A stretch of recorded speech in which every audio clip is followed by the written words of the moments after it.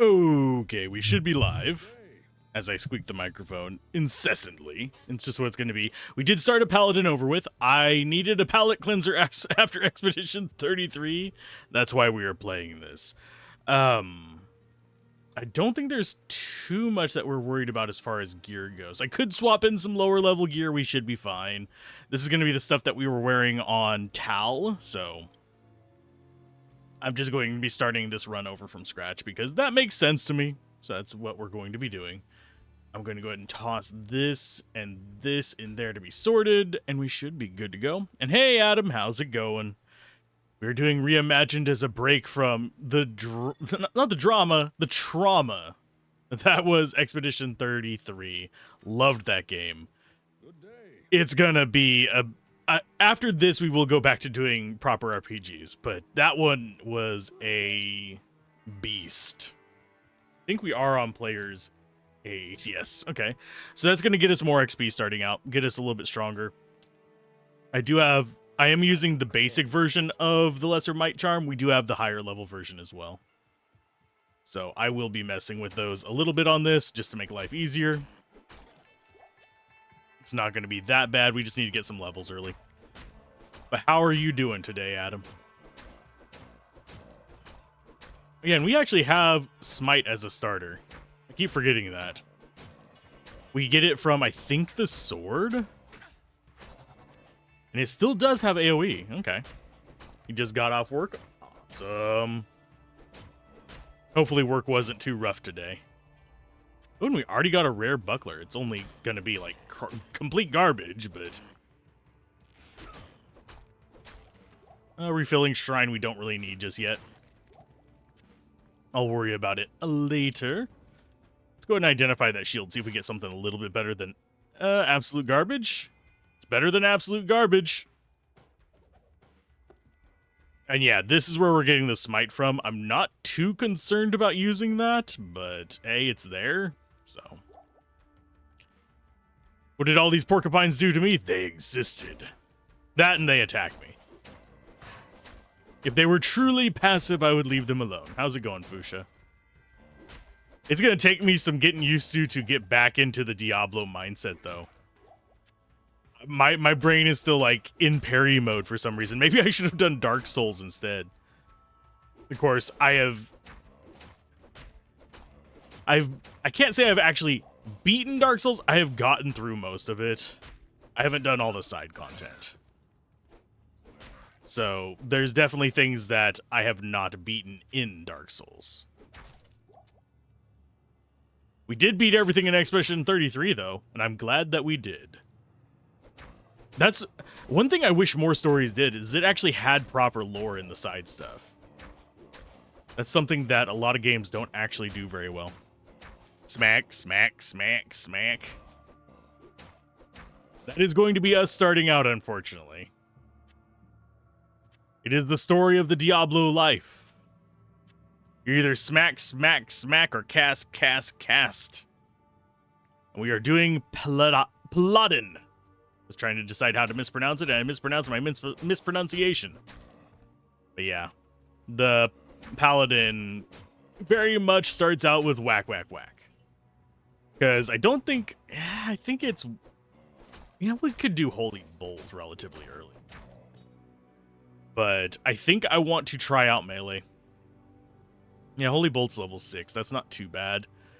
We're already level 3, so I'm going to get strength. Yep.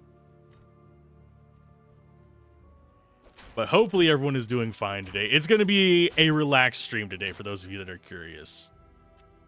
I'm still in recovery mode. Paladin only had money for one martial arts lesson, so the only attack he knows is an overhead bash. Exactly. I would be interested to see someone essentially take Diablo 2 and turn it into a Souls-like. Change it to third-person perspective and all that.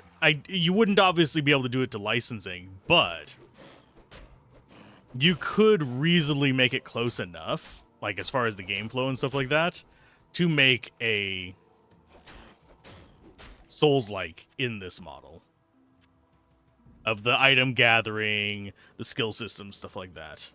Most of the skills would work in first person. There's a couple that might not. Assassin would probably be pretty hard to do it in first person, in Dark Souls third person, which is over the shoulder third person. But I think overall, like, the item systems would be perfectly fine. Most of the spells would be fine, especially if you had lock on. That would allow you to introduce more animations. Fun fact about the animations for Diablo 2, though. They are off of 3D models, but they are reduced to sprites. That's why they are so fixed in their animation styles. They could have fixed that with the remastered version, but then they would have had to make sure, like, the frames matched and all that fun jazz. Which, not as easy as you would think. Especially whenever you're starting to deal with people who know about action frames. And because there are two types of frames in Diablo 2. For those of you, like, frame numbers that matter. There is the actual, like, full action, like the amount of frames the full action takes, beginning to end. That affects how many times you can attack per second. There's also things called action frames, where the actual event of the action occurs. So you can cast a spell, it may have a 14 frame cast rate, so every 14 frames you can cast it again and again and again, but it happens on the 7th frame of the cast.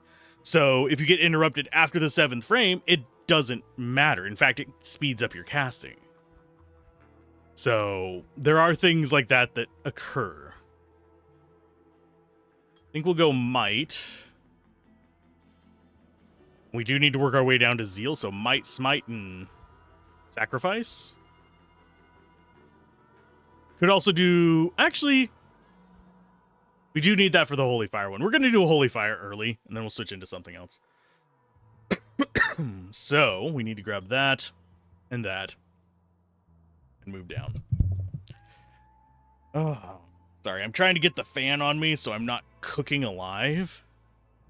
Because it is going to be warm here for the next about probably at least a week, if not longer. It's going to be warm for the rest of summer. That's just a no duh, but going to be particularly warm for the next week. Because average temperature right now is usually hot, but it's above average. And then you have the average temperature later, which is hot as Satan's balls, which is where it's at right now. Yeah, anything over about normal body temperature is uncomfortable. Especially with the humidity we have here. Yeah, if you don't have high humidity, higher temperatures are actually not that bad because sweat evaporation goes on pretty easy whenever there's not high humidity. But when it's trapped against your skin, boy, howdy does it suck. Okay, let's go get ourselves the waypoint first. I've just been going around trying to get levels so we can get to level 6 fairly quick and start getting some of our gear equipped. Let's go superior boots rather than cracked boots. Sorry, crude boots. But yeah, I don't mind the quill rats. They're pretty chill. And yes, I will be trying to release schedules for each week. The main things that are going to be kind of hit or miss are going to be the streaming schedule should be pretty spot on. I try to stream every day at the same time. Well, not every day. I don't stream Mondays. But I will try to stream at the same time. Game might change if we get a cancellation or if something comes out. That's the main thing that'll change there. Reviews, I'm usually working on them up until the day I release them. So if I release that I'm going to be releasing a review, that means that chances are I'll have it made the night before that's due on the schedule. So if I miss it, it'll be a day or two later. The Let's Plays, they vary. There's some I have recorded further out and just can't show due to embargoes. Yay. I have been thinking about making it so that they're available to channel members on the Let's Play thing as soon as I get them done, as long as there's not an embargo. And then making it go public on the scheduled day. It's a strategy that I've seen a few other creators use. There's basically about, I want to say, 2 or 3 strategies whenever it comes to channel memberships. The one that I usually adopt, which I adopt on the review channel, is, well, if you're a channel member, thank you for supporting the channel. While on the YouTubes, I've seen other people do things such as every 7th video or every 5th video. I did run across a channel the other day that was complaining about a drop-off in their views. I went to their channel, and every other video was members only. And they're like, of course you're going to get less views. Less people are physically able to watch that. It's like, okay. Yes, you're going to take a hit to views if you do members only stuff, period. That's why I don't think I'm ever going to have things that are going to stay strictly members only. That doesn't, unless it's some kind of behind the scenes shit, it doesn't make sense to me. I want people to view the content. I want people to enjoy the content. I am not some kind of freaking television station. Okay, so I'm gonna sell stuff in a minute.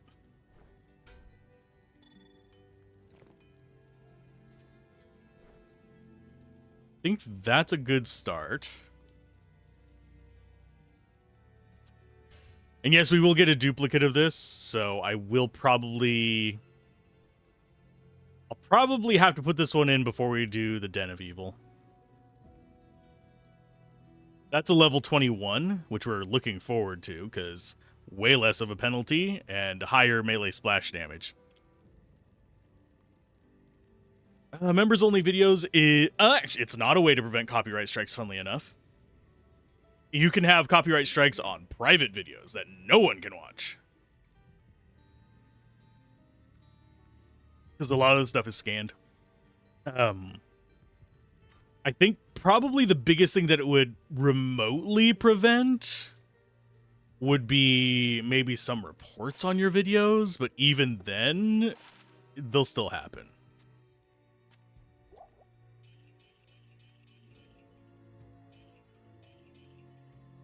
Okay, we have 2 rows of potions. We don't need that. We'll identify you. You are garbage. I'm actually going to start selling some of the garbage jewels. They don't do a lot for us.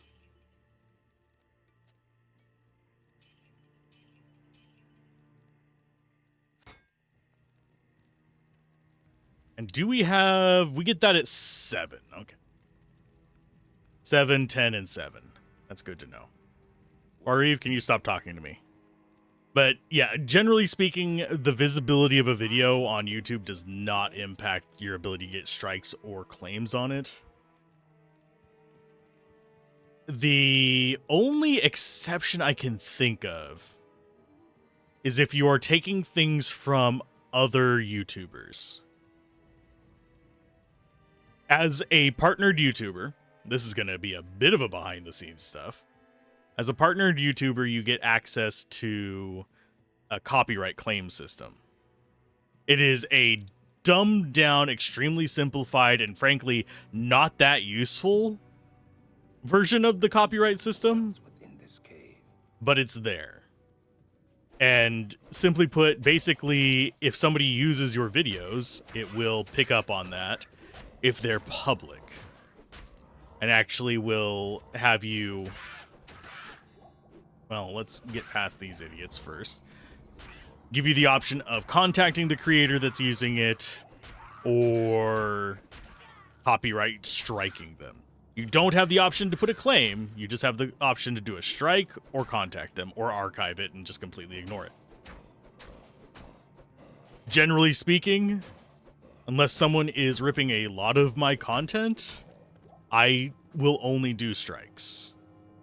I will do a 7-day warning, take this down, you get a strike. And then if they have like 2 or 3 videos, I will usually space it out so they don't get their channel taken down. As long as it's not something that is acting in overt bad faith, such as ripping an entire series kind of stuff. Then I will just like, okay, here's 7 strikes. I've had that happen a few times. I've had people try to impersonate me, stuff like that. And that is a way we can counteract that. There are some people that tried to impersonate me that I wasn't able to do anything about because they were taking my name and my skin back whenever I did some Minecraft content and using that to get onto servers. Which is a real dick move. All their channels they're still around. They're just dead. Because they didn't get traction off of it, and I guarantee you most of them don't play Minecraft anymore because that was 2013 or something like that. But yeah, you can get anything claimed, is my point.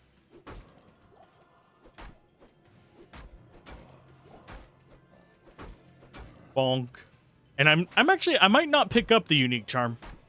There's no variance in them. So why bother picking it up? Now that I think about it. They don't actually do anything. And I haven't turned on an aura yet, so let's go ahead and... 1. We now have aura.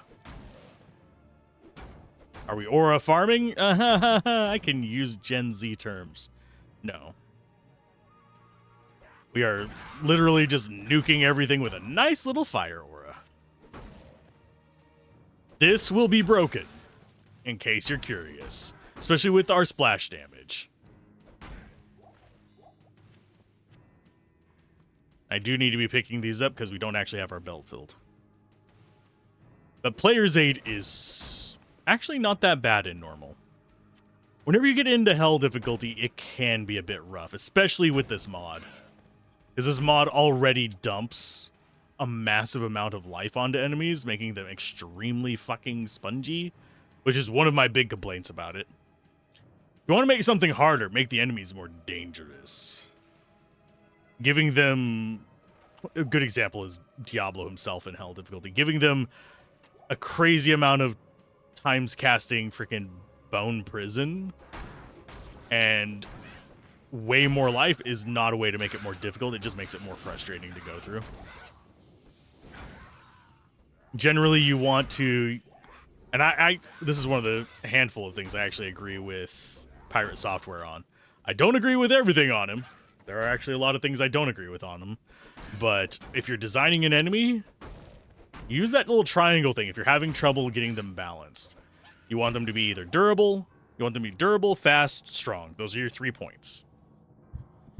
If they're fast and durable, you don't make them very strong. If you make them strong and fast, you don't make them very durable. Etc., etc., etc. And that is a safe way. There's obviously exceptions to that, and there's ways to work around it. You can make smart enemies. If you want to actually start branching off into more complex development of the enemies that you're making, you can make smart enemies and have that be a factor in it as well. In which case you could have a fast, weak, but very smart and not very durable enemy and still have it be fun. And I'm pretty sure I can't pick that up yet. I don't think I can even put it like this. I can't. Yeah, it has to be off my person. Let's grab those. Yeah, we can get those with each and every character we make. It's not like it's going to be hard to get them. I do eventually want to have one starter, one mid, one high kind of situation. As far as what sells good, none of this stuff really does. We do want to build up a little bit of money because we are going to be repairing more often while we're doing melee. That's why I'm kind of... I don't have keys, do I? Nope! Okay, we're going back then. Time to equip more garbage! Beast Song. Is it actually? Yeah, it is absolutely better. Is this better than what we have equipped? 7 all resist versus cold resist. Yeah, it's better. It's too early to have a full inventory of charms. This is stuff from the Necromancer run. These are not all solo self-found.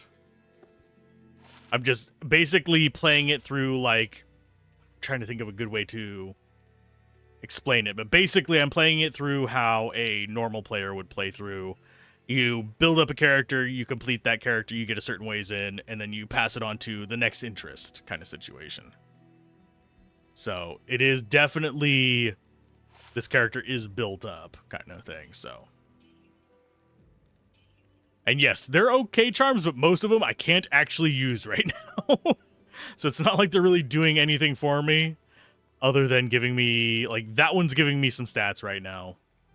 That one's giving me a little bit of stats. This might be better than that. Because we don't care about the higher vitality. We want higher strength. Yeah, most of these are not active right now. And worth noting, if you have, you see the charm weight thing here? If you have more than 40 charm weight, it resets your mana to 0, which I think might actually be a valid strategy for the Necromancer. Making the Necromancer probably one of the better farmers. Go for a high vitality setup. Yeah, I'm not at the level for them yet. Most of them aren't terrible levels. This one's a little high. But you can see they'll just start growing as we get stuff. This one's probably not worth the level, but we'll eventually probably replace it along the way. That can get... Why is that so cheap? Oh, because it's damaged. Doi. I didn't even notice that. Okay, so we're not doing terrible. And also, I'm going to go stack up my runes.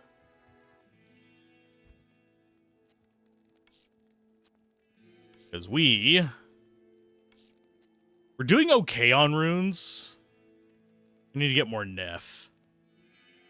But I would like to get more high runes and stuff. So I might run the Necromancer a little bit. That's just going to get sold later.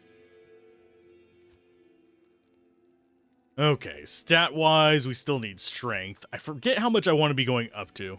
We don't need life right now, because, frankly, not a lot is going to be bothering us. But, Holy Fire time it is, until we get down to Zeal. We could do Holy Bolt. Holy Bolt has been changed so that just damages all enemies. I'm not sure I 100% agree with that, but it's fine. It's not like it's broken. It might be broken whenever we get to Fist of Heavens. And yes, I am staying hydrated.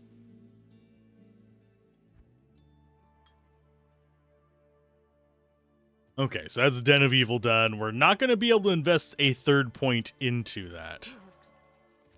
So that's going to go into that. So now we have 1131 to our attack and 1 to 10 in the radius. Nice. That's crazy damage for this early. Do we bother with the trio on players 8? Yep, it's a walking stick one that gives the teleport. I have considered using it.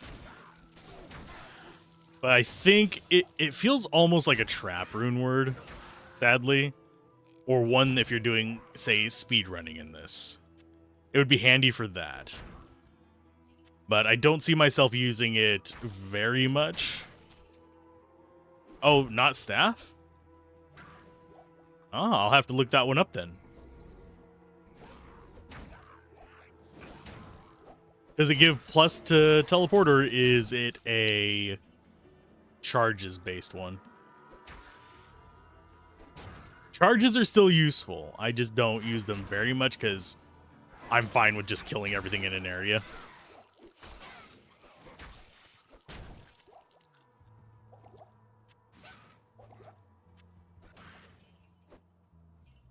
Fine, give me all the gold. Thank you. Level are we 8? Not charges? Then that's a pretty good helmet. And I could see people using it for, like I said, speed running. And for stuff like that. Hi, Bishabosh. You do not take extra damage from me, but I still stab you pretty hard. And I do need to be picking up rings. I actually don't have a bunch of options for rings. I could dig through some of the like the miscellaneous items I have. I probably have a couple rings that I could use for them. But they're not going to be until like the 30s anyway. So I'm not probably going to be seeing it today. Come to me, you little boots. Okay, stat-wise.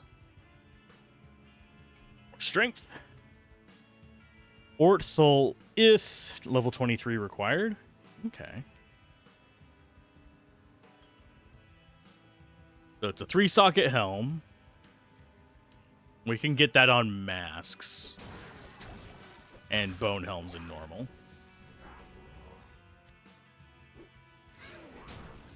Trying to think what else. But yeah, we could get on crowns too if I remember correctly.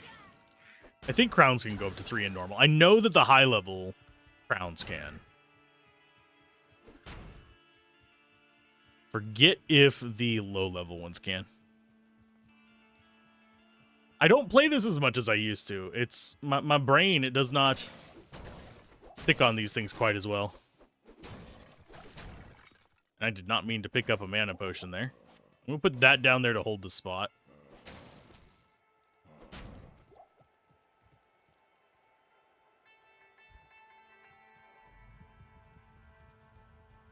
I always forget to do that whenever I reinstall the game. Or whenever I do a mod that resets my settings. This resets your settings, by the way. Most mods generally do.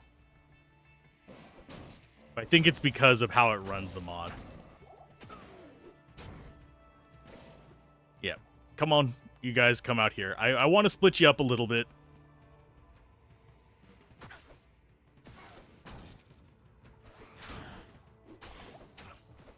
Yeah, they hurt on players 8.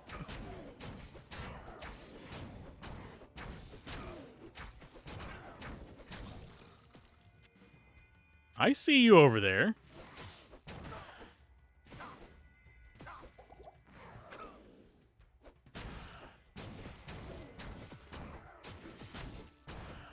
Okay, so there's 2 of Raven's friends now. Oh, and we got a light belt. It's Arctic. Which is actually not a bad set, by the way. I think a lot of people dismiss it because, oh, it's a normal set. It's actually halfway decent.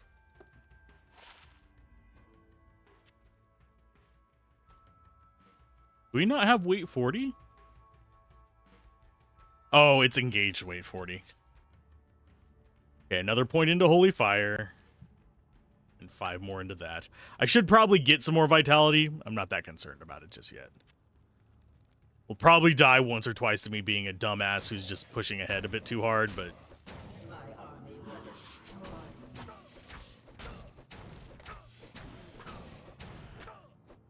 yeah, whenever a lot of these things change it so that the Mercenary can equip everything, that items all of a sudden become a lot more interesting, at least to me.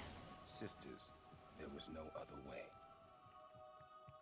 And there goes the Diablo 1 rogue. I should name my... If we do another Diablo 1 run, I should name my rogue Blood Raven. Or if I do a mage, call him the Summoner. I don't know if it'll let me call the Warrior Diablo, though. I think it will in single player. It might not.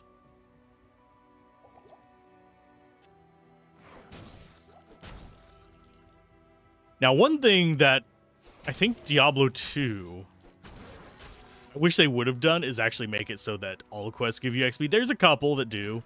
There's things like the Ancients and stuff, but it always felt weird to me that it didn't have that. It's just one of those little, like, minor quirks that I get why they didn't do it, because it makes it so you have to fight the enemies to do it, but RPGs, a lot of the time, will just give you XP for the quests. So 6% cold resist on the jewel. We'll keep it as a trash jewel. We could use it as some low-level stuff as well.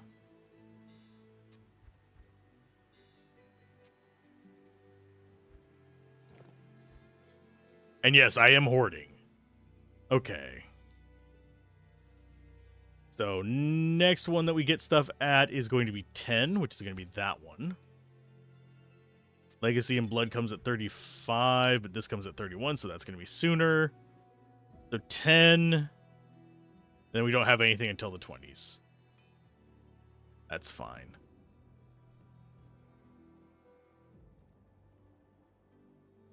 We could take the boots we have for our Mercenary.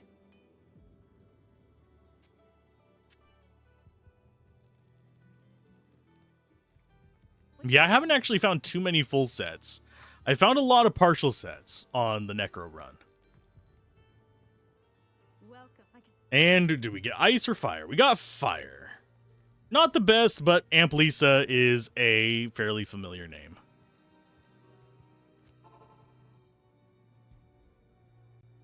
Yeah, I'm just having fun with this. Use the Orbs of Assemblance. Ah, yeah, that'll actually get them for you, too. I've only gotten a couple of those. And they gave me sets I was not expecting. I mean, because I used them on items that had multi-base sets. And I don't know what the weighting on the sets are in this. I'd actually have to open up the... Well, I could actually open up the files and look. It's just a table.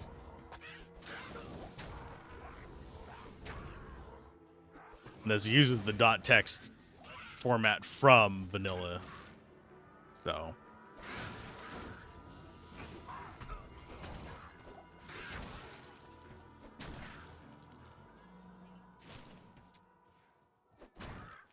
It's tough to get Sanders boots. You always get the other set. Yeah, there's even in vanilla Diablo 2, there's a few sets that are actually actively designed. Arotha's is a good example of it. To be kind of the overlap set, if you will. Where their entire point is, hey, guess what? Let me go ahead and smack those guys. I'm going to put these over here like that, so we can just kind of flush out the low-level ones. But yeah, Aroth is an example of it, where it was designed to be kind of distracting from the other set, is probably the best way I could phrase it. Where you'll get an item, you'll think, oh, this is definitely going to be blah, blah, blah, and then you're surprised, oh, there's a second set in this slot.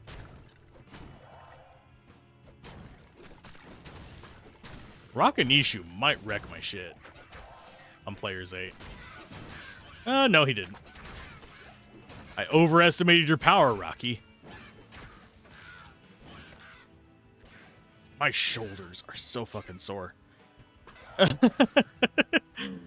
If you hear me grunt and it's just from that.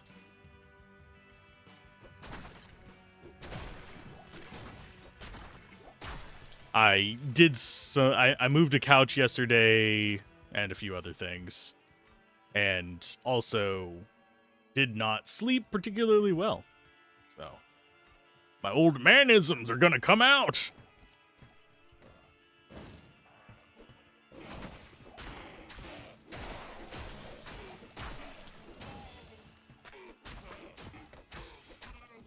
The sound of age. Like the sound of silence, but a lot more creaky.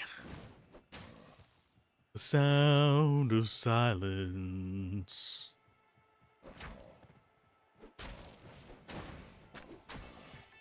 I do not age like wine, I age like... I don't even age like cheese. I age like milk.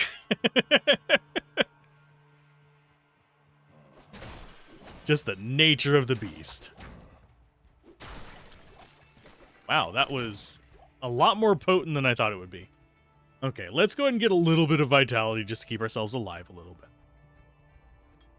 Keep on this holy fire. Getting up there, not great, not bad. Go find ourselves a waypoint. It's probably going to be on this side, now that I think about it, because opposite side.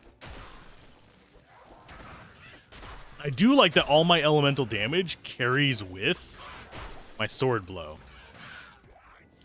So the fact that I just need a little bit of ice damage and I can shatter anything in that AoE, not with a super high chance, but enough of a chance, makes me happy. And I do need to look up one thing, and I'll probably do that after this stream. I want to see if they made, you know how we have the Tesla Den and the Dragon Den. I want to see if they made enough Holy Freeze equipment that I could do a Holy Freeze Paladin. Shiva, basically. Is that, if we can get probably 3 or 4 layers of it, at least level 30 or 40, could do some stuff. Could even do some stuff on some mercenaries with it now. As long as it's not on a shield. Because if you can put it in a sword, you could do a barbarian Holy Freeze setup. Wouldn't be as powerful as, you know, a proper one that can do synergies, but you can do some fun stuff with it.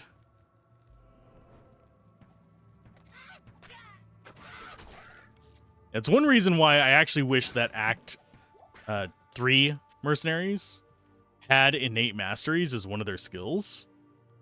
Because then you could go through with some pretty interesting builds that take advantage of that. They don't do melee attacks, but if they had innate masteries, they would be at least on par with the Act 1 mercenary. Because then you could pack auras onto them to work with it, or even plus skills.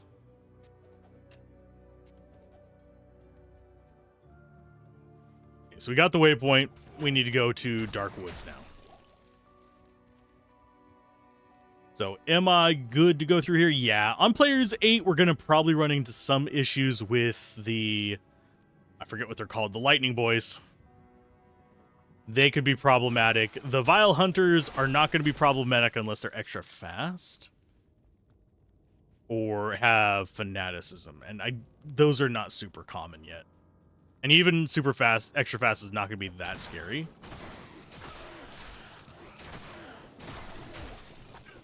Why are we getting all the L runes all of a sudden? Yeah, these are the ones that I'm worried about. The misshapen. So yoink, yoink, and yoink. XP shrine abso-frickin-lutely. And there is a chance that you won't get misshapen here. Just as a heads up, that it is entirely possible not to get them. Because you can get these, because there's only a certain number of spawn types that can go into an area. So you'll run into situations where just a specific type of enemy just doesn't spawn. There are some areas like the actual end of River of Flame where Diablo is, the actual citadel, where there's the same number of enemy possible spawns as there are slots. And then you'll always just run across the same enemies. Things like the actual body of River of Flame are a little bit different, since they'll have, say, a pool of 4 or 5 enemies, but 3 slots kind of situation. So you might not get Blunderboars one run. You might not get the Balrogs on another run.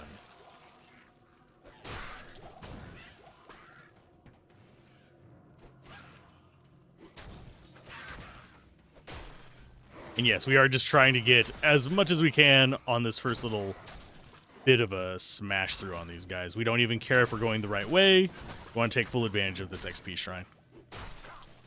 I want to get up to probably at least, well, actually we already are at past 12, but at least level 12 before we start dealing with the three-head woodbutt. Which we've already reached, so I don't have to worry about it that much. Extra levels are nice, though.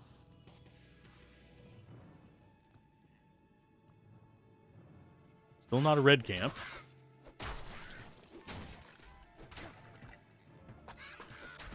I should probably equip my Mercenary at some point. I will in the very near future, most likely. But at the moment, no stopping. We have XP Shrine.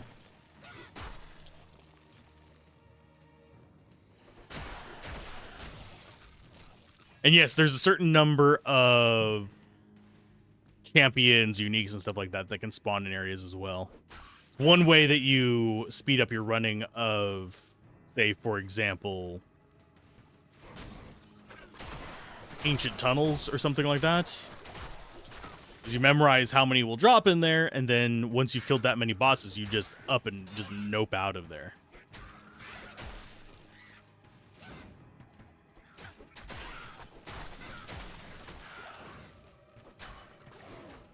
Ooh. Bunch of runes. I should have been doing this on Players 8 with the Necro. Although the Necro doesn't have as strong of early scaling. So there is a disadvantage to doing this with Necro. The Paladin is probably the strongest early scaler in the game if I had to. It's either that or the Assassin. As far as getting really ramped up quickly. The Necromancer is more of a mid to late game character. The Sorceress, early mid, but she can also ramp up. Every class can ramp up to insanity at the end. That's just kind of a given. But I think the Barbarian's probably the weakest late game. You did an aura build on your Merc for a summon Necro. There's a unique helm that gives prayer, you have a chest that gives concentration, a ring that gives might, and an edge bow for thorns. Cool.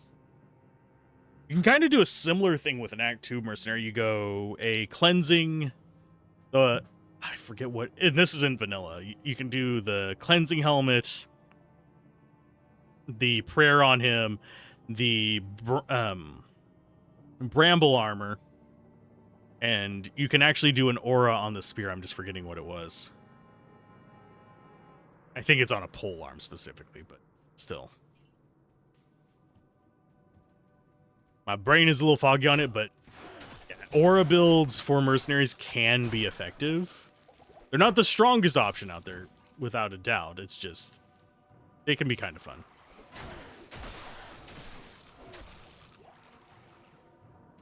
Ooh, a rare sash. Cool. I'll look at some of this stuff as mercenary gear in just a bit.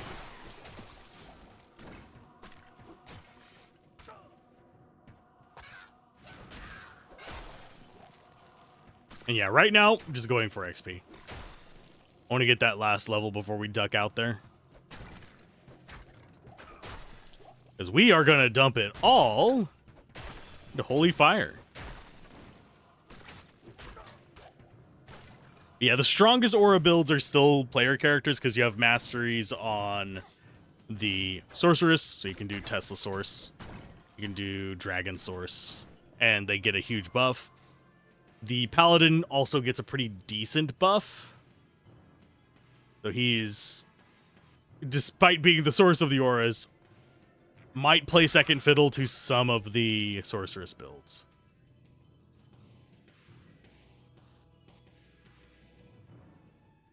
Okay, so I think the exit is probably down left.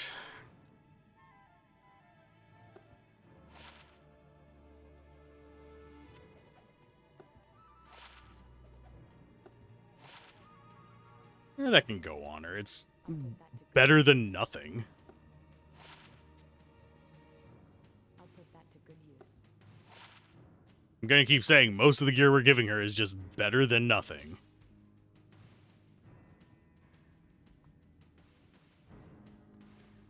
And this is gonna be, yeah, dead end.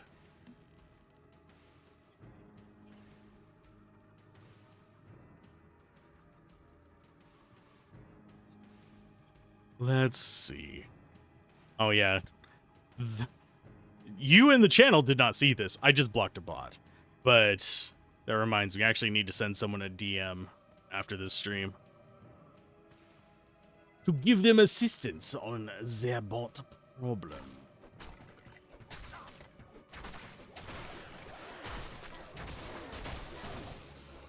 Now, I don't use any of the third-party bots for managing them. There are a few that will just automatically update your block list and stuff like that as new bots are discovered. I prefer having a bit more control over mine. So I do actually have my own filter set up, so it doesn't accidentally block people who are talking about, you know, how subscribers work on YouTube or stuff like that.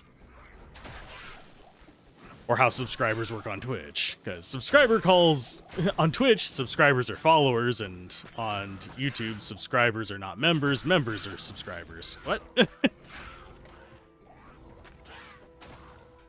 Nobody can agree on terms, and if you create a centralized standard, guess what? You end up with just another set of terms. It's one of the unfortunate things. Ouch. We don't have cannot be frozen yet. I say yet because we're probably going to be able to get it. I can probably get that off of a necro. Ooh, a Targe. It's got... ooh, interesting.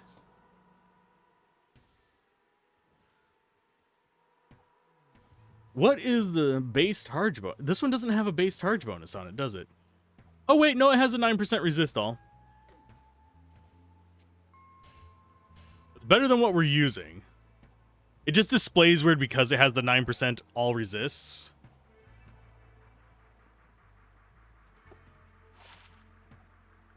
Psychic hammer on a paladin helmet. Okay, and not paladin, barbarian helmet. Oh god, brain no worky today.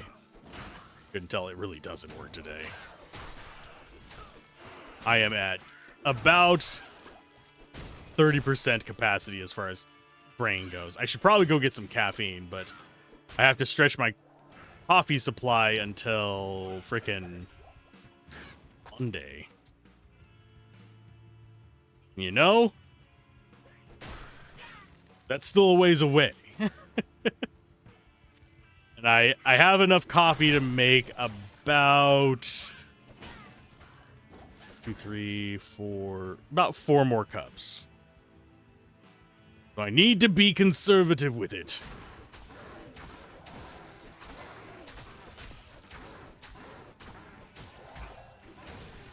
I overused it while doing the runs for Expedition 33. This tree bristles with magic. I haven't actually invested my points yet, and I keep saying I needed to for this, so let's go ahead. Level 9. And we're going to go for... Let's go ahead and get some block going. We are going to be relying on block, so get ready to see a paladin walk.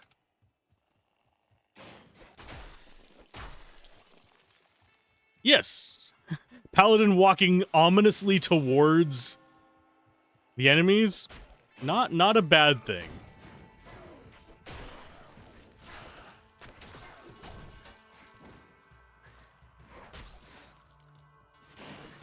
Die, porcupine. Oh, and speaking of like weird YouTube shit, I read and it's not wrong is the thing that I hate about this, is that the key to success on YouTube. A lot of their posts was absolutely bullshit, but there is one thing that is very true, and people exploit it. Simply put, you put something out there that people need or that is advantageous to them. Basically, in my example, that would be making the guides for Diablo 2 or the reviews. Those have function, people search them out, they get the function from it, they move on. That's how you get traction. Well, the post that I hate, that wasn't what I hated about it. The post that I hate is that they flat out said, well, you've got to make things that people need, but you include a little bit of parasocial. And yes, that is how pretty much every channel that blows up, like actually blows up, does it. especially if they want to sustain over any length of time. There are other ways to blow up, but they are basically churned content. But as far as that one goes, yeah, you create something people need, then you make it parasocial, which just made me like want to throw up a little bit in my mouth. I'm sorry for using like so much. I apparently am off of my stage and into my like stage. Like the post. Jeez. But yeah, it's bonkers that is true, but you should feel gross for doing it kind of situation. Parasocial stuff can also get very dangerous very fast. Not just for the creator, but for the people they drag into it. Because I'm sure by now most people have heard of some of the abuses by less than ethical creators whenever it comes to their interactions with their viewer base. You know, like Boogie, and I'm trying to think of some other examples off the top of my head, but there's been allegations of like rug pulls and predatory actions towards minors. It's probably the cleanest way I can say that. And all kinds of stuff like that happen whenever you have an unethical person taking the route I just described. It is dangerous. It is not good, and we should not be condoning it. Always be wary whenever a creator starts treating you like a best friend or saying you're all friends. No. I care about every single one of my viewers that I have interacted with. I'm not going to go out and have a meal with you unless I have, like, collaborated with you or something. Or I know you outside of the comment section. I care about your well-being, but that doesn't mean I can be responsible for it or that I'm going to drag you into my personal life. If that makes sense. You have a lot of experience shrines. Good lord.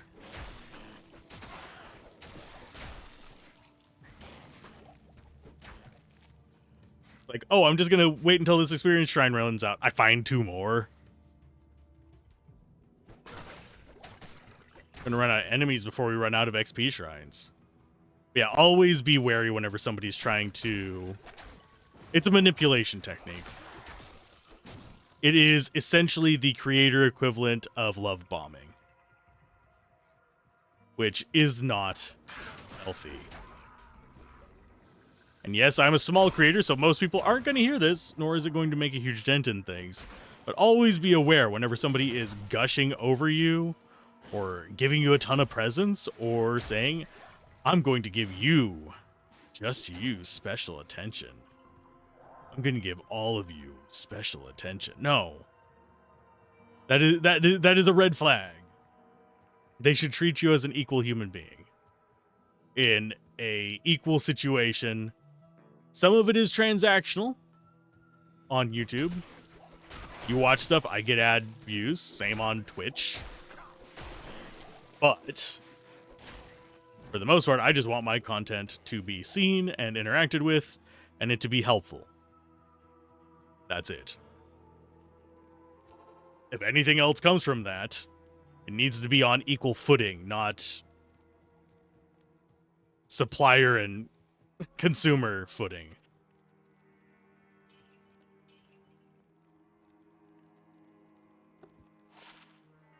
That can go away. I'm going to get rid of that, even though it's kind of funny. 10 Holy Fire. We are up to pretty decent damage now. And yes, I am just burning this one. We have another out there. I don't need to worry about it. Let's see. Now have feet. I didn't transfer over any gloves. That's fine, but this pen is royal blue.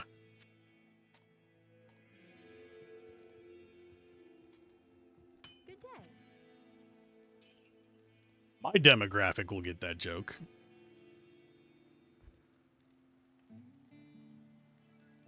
Let's see what else we got. Sorry. I might have to go eat some of my coffee. Ugh. I mean, I joke, but I eat coffee beans. Word of the wise if you eat candy-coated coffee beans. Caution. Do not pop them like M&Ms. You will be wired like a coke fiend.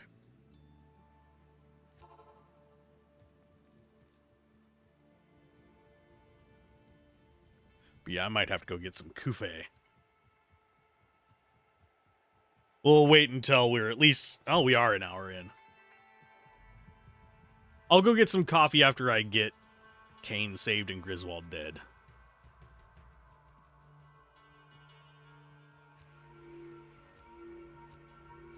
Yay, we got Circle 1. It happened to be the last one we clicked on, but... Circle! Yeah, I needed chill, but I didn't need quite city builder chill. I do have a city builder game that I think yeah, the video for it is releasing on Friday. No, it's releasing on Sunday. It's releasing on Sunday.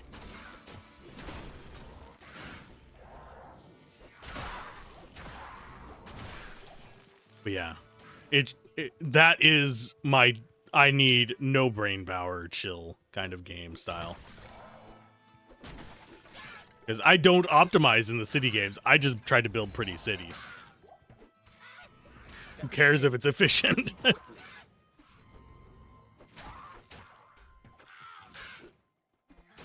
Here, let's go get you a skull cap. Is it any good? No, but you're gonna wear it anyway.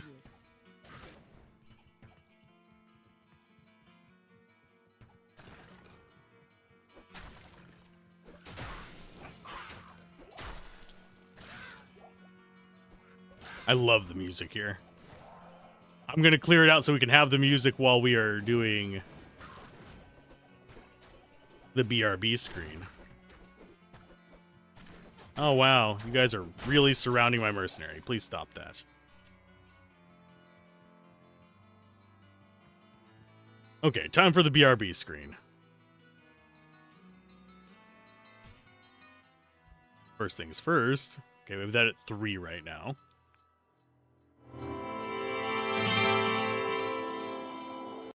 We are back, and I have coffee! It's not quite in my system yet, but it's there. We should have a coffee versus tea drinkers war. That reminds... There is a skit that actually makes fun of that. It's one of those skits where people are in hell, but instead of it just being like, oh, everything is bad, no, everything is the second best thing.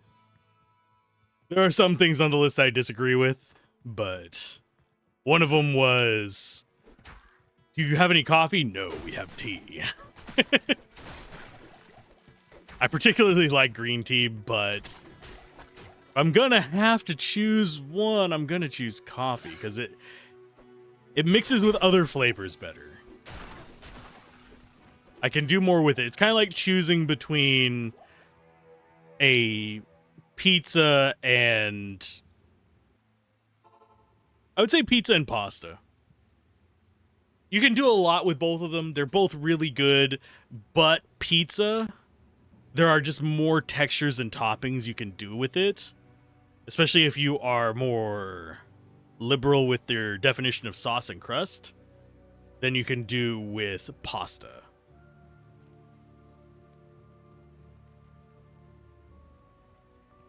Because frankly,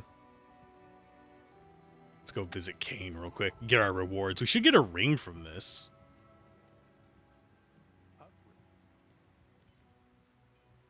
Do you have a ring for me, Akara?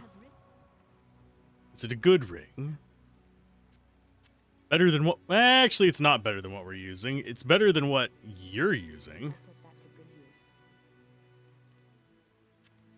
I'll put that to good use. Do we care about the leg? No. We'll just sell the ring. When I fled, Boop. I do need to identify you. Poison resistance jewel? Not bad. Yeah, we won't see a gear improvement until 25, I don't think. Yeah, because we'll be actually using Spirit as a melee weapon, which is dumb, but it's because I don't feel like making other runes. There are better options. It's not bad. It's got lifesteal, it's got okay damage. Got okay speed. We'll probably switch it out for something. I'll have to decide what. We could make a black. The only downside of that is as knockback. Could do a strength, which is am tier. Or I could look up any number of other whatchamacallits. Rune words for weapons.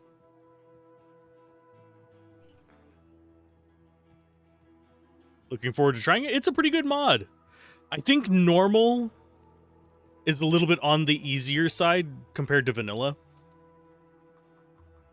Whereas I would say normal is a bit easier. Nightmare is about the same and still a lot of fun. My favorite difficulty is Nightmare if I had to choose what's most engaging for me. Get the best stuff on Hell still, though. But Hell feels a little spongy. It's not that most of it's hard or anything. It's actually not. It's just, especially the act bosses, just take a while. But I'm enjoying it. About as much as I enjoyed Project Diablo 2 whenever I first tried it, oddly enough. Project Diablo 2 has gone a lot more into being more akin to Pillars of Eternity, almost, in that it's like focused on PvP and endgame kind of situation. Yes, I know Pillars isn't PvP, but into things that I am not particularly interested in. I'm oddly enough not interested in playing on maps. I'd rather play through a game and finish it, enjoy it, and start a new character. There's a reason why I spend hours in character creators thinking, oh, this sounds fun, this sounds fun, this sounds fun, and then I end up playing through those games multiple times with each of the fun ideas, abandoning about half of them halfway through because they turned out not to be as fun as they sounded, then moving on my way. But how's it doing, Gross?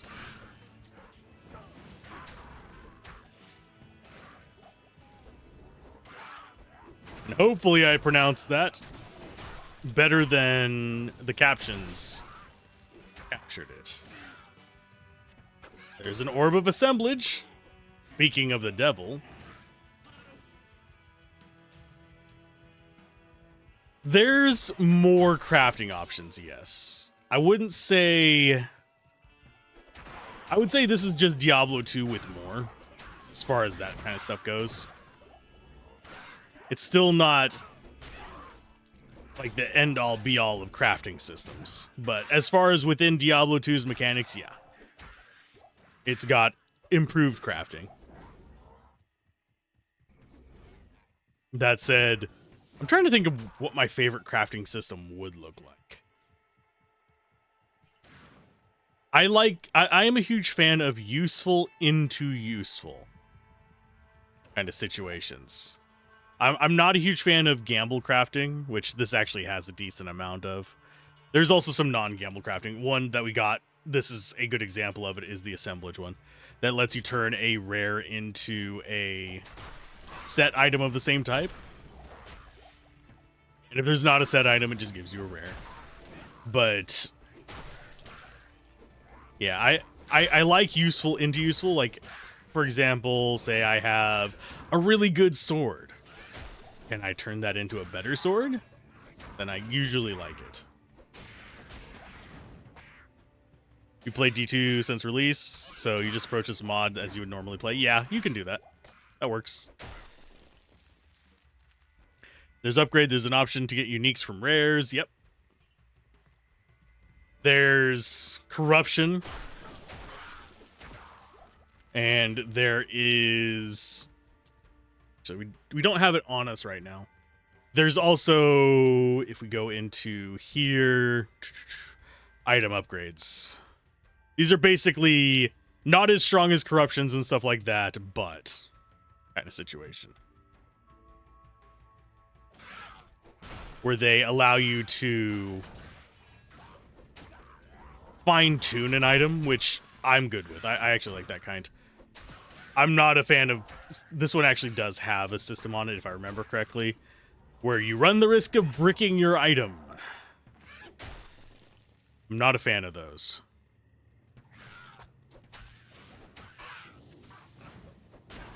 Are we getting so many assemblage? I don't know. Probably because we're on Players 8 now that I think about it. Yeah, the one in-game is limited. I do hope that they eventually come into this. And yes, this is TBD. I hope they eventually come in and use all of these things and actually sort it out. I don't know if the UI modifications that are available will let them do it. But if they could add a second set of tabs, like have this be item upgrades and have a tab for amulets, tab for rings, tab for blah, blah, blah, blah, blah. The higher tier upgrade uses the orbs and also high runes. Yeah, it's item syncs.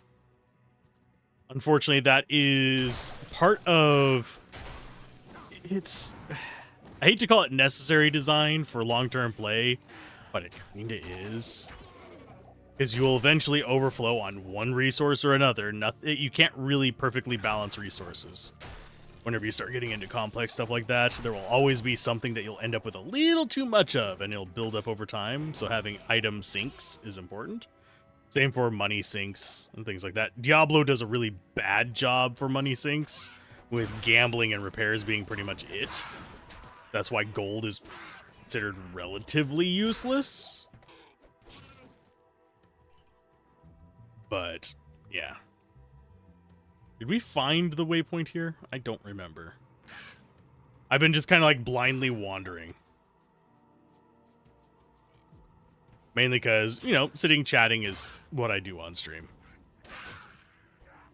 But yeah, I enjoy this mod. I don't see myself speedrunning it, but I do see myself going through each class. It is absolutely something I am doing between playthroughs for reviews, though.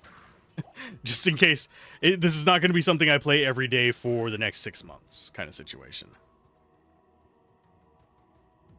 It's going to be something that I hop on, do a little bit of fun digging through, and then go like that. Then we go and cover another game, like Expedition 33, or probably next up, I'm thinking it's either going to be Shadow Hearts from PS2 era, maybe Xenogears. I'm still feeling the RPG itch. Could do Legend of Dragoon. That's a game that I've beaten, but I have almost like no memory of the story of, so I'm going to miss a lot of stuff. But it was fun. There's some tough parts in it, though. And I don't know how good I am at timing, especially whenever it comes to like any kind of latency introduced by like an emulator or something like that. And this, if we go back to the Necromancer playthrough when I explained maps, is actually an example of the funky maps. It's always a left turn. Even if it takes 3 right turns to get to that left turn.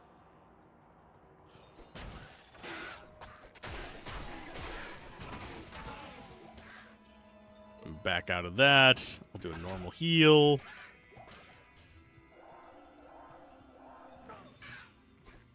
Why did you cast 3 of those in a row? But see, it's still a left turn. It just took 3 right turns to get there.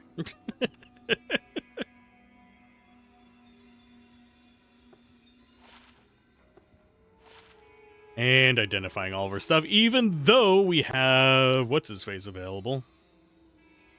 That's going to be better for this act.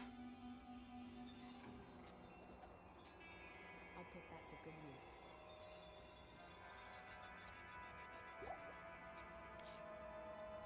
use. Is this going to be good for... No, of course not.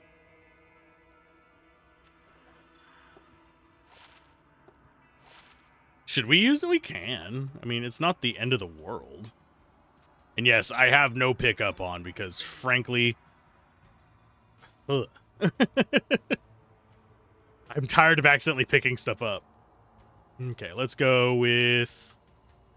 A little bit more block and a little bit more of that. Skill-wise, let's go ahead and get a Zeal.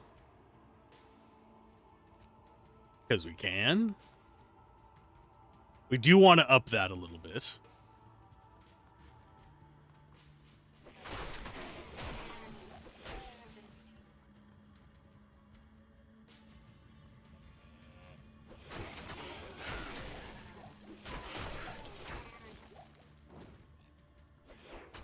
Yeah, mostly right now, just chilling.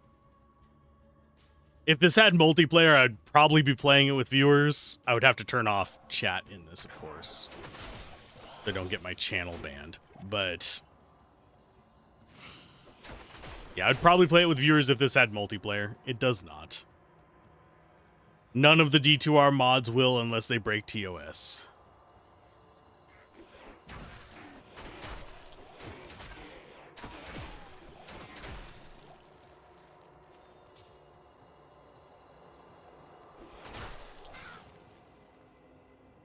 And yes, I'm gonna drop it to players 1 before we go down. That's gonna be where the down is.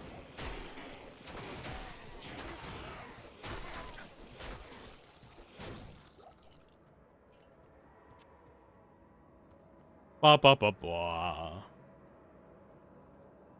Players 1. Minions weaken. That is better for her.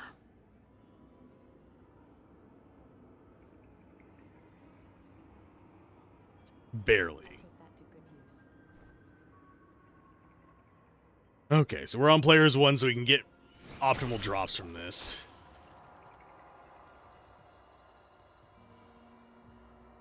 Are respecs through Akara and such? You can get respecs through Akara. You can also buy respec tokens. We actually have one in our stash right now. They're not terribly expensive. You could also just do the dash enable respec if you wanted to. But it's not expensive enough to even justify doing that. I can show it whenever we get to town again. Should be available in this difficulty. I know it's available in Nightmare and Hell. But it is a minor gold sink. Oh, one change worth noting, and this just reminded me of that. Uniques and champions are not guaranteed drops. Not even potions. That is actually a complaint I have about this, because it makes unique farming a little bit more of a pain in the ass.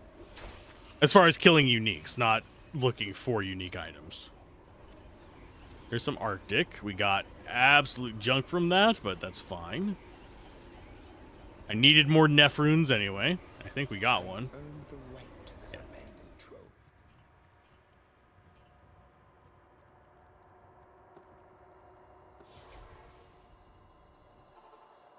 trove. It's gonna be... I think it's at Akara.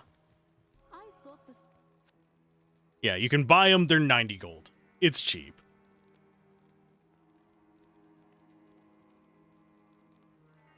But yeah, the no fixed drops from uniques and champions is a weird change. And I kind of don't agree with.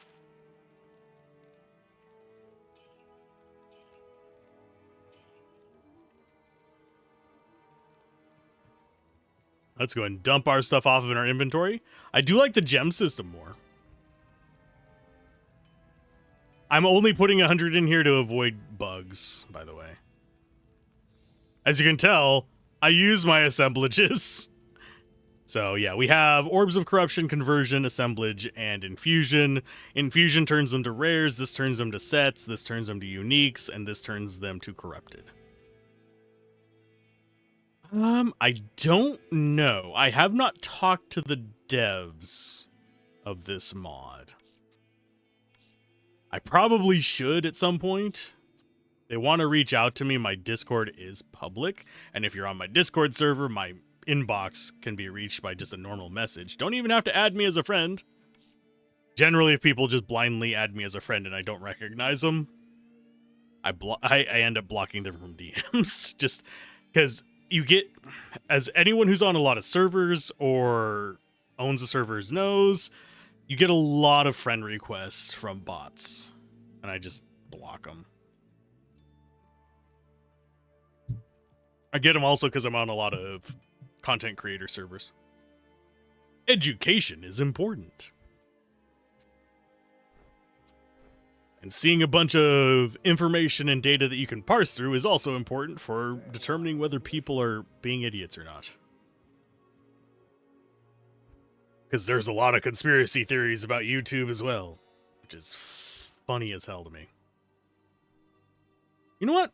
Let's put those on the Mercenary. I'll put that to good use. There you go. That's about as good as what you were wearing. No. As far as stacking goes, unfortunately, due to, and I think this is a coding limitation of Diablo 2, not something with the mod. If it's not in your personal inventory, and I think you can do it in your personal stash too. I think you can stack them in there. It's not going to actually work. It's kind of a funky thing. But yeah, you have to stack them in your inventory, and then I just move them back. It's not hard to do, but unless you mean if I just shift clicked it over it there, like, well, not shift click, control clicked over like that, I don't know if it auto stacks.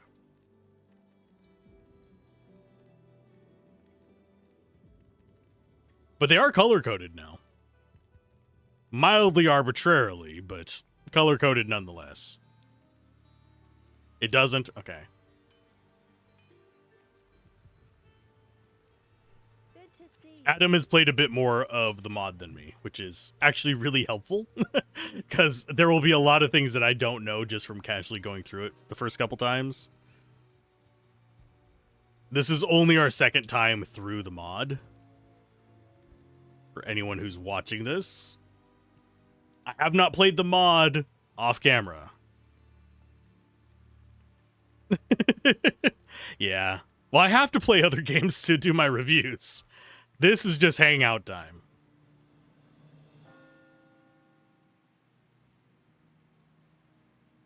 We can test next time we get a rune drop. I'm pretty sure. But yeah. Let's go with... yeah, we'll just go black and just wander. Oh, I need to... Players 8. And also worth noting, yes, I know Players 8 is just XP. Players... generally speaking, and this is one thing that a lot of people get really messed up whenever they go to look at guides. And it slightly disappoints me. Players 8 is pretty much useless. For those of you that are... the only reason you want to be on Players 8 is if you're trying to bump your XP up.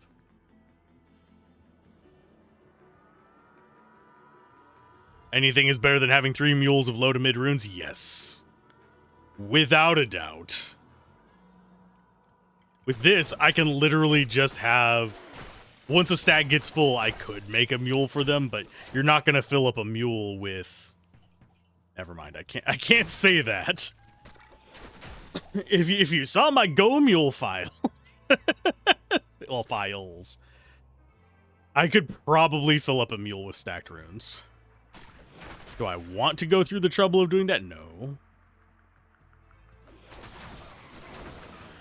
Yeah, my Go Mule file for single player Diablo 2 and Diablo 2 Resurrected is pretty dang old. It has character files from back from the release of Diablo 2 all the way up to present.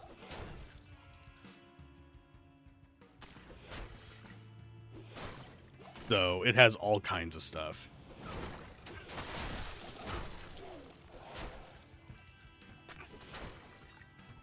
Because yes, as soon as I got Go Mule, I started transferring stuff into it. It's survived through several updates and everything like that. Backup character files. I have lost some character files. Just because, oh, I thought, oh, that's not going to be important. And then the hard drive that they were on got deadited.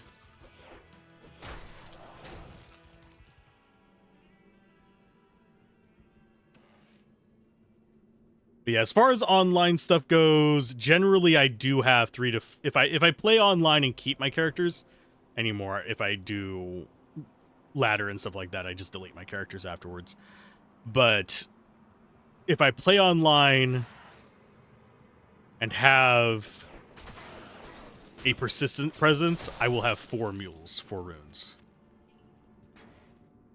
Simply because I have one for like the super low runes that I use a lot of, and then I have one for kind of like the mid runes, and then one for the high runes, and then I have overflow. And overflow is usually stuff like soul runes, shale runes, stuff like that get used quite a bit. Am runes.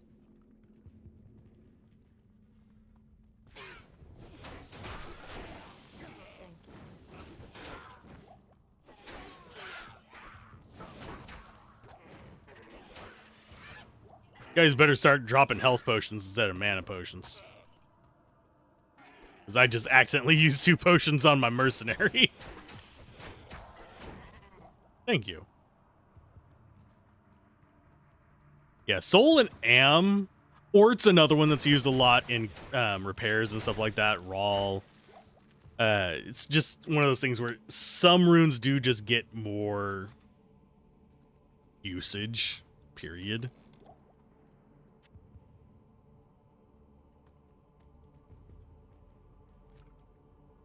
I'm going to go ahead and grab that.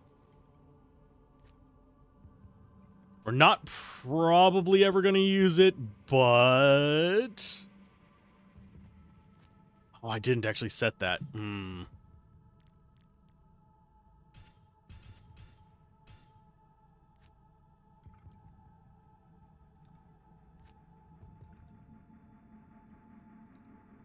Is that? Oh, I didn't save it. That's why.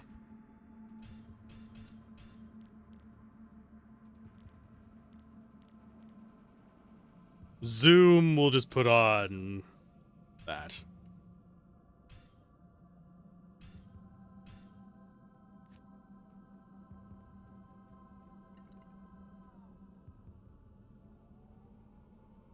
Rush into the enemy. It feels good to splash them. Yeah. It's just really mana intensive. Mostly, I am unfortunately one of those people that mostly uses dash to just... Sorry, charge. To get through various areas. And yes, terms will get mixed in my brain.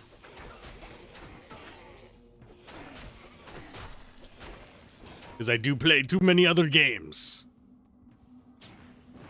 I'm already working on the Expedition 33 video, by the way. Expedition 33 hit me like a sack of bricks. In case you're wondering, I can wholeheartedly recommend that game. Anyone that likes RPGs. I am noticing a trend in who does and does not like it, though. So... that'll help me with the review, funnily enough.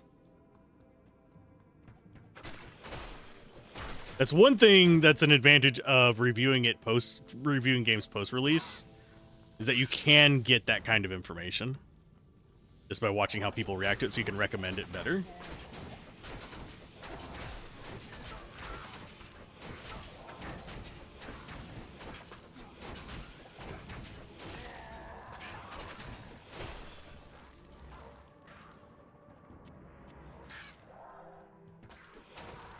And yes, we're on Player's 8. This is why I said normal feels like it's a little bit easier. We had kind of similar stompiness with the Necro.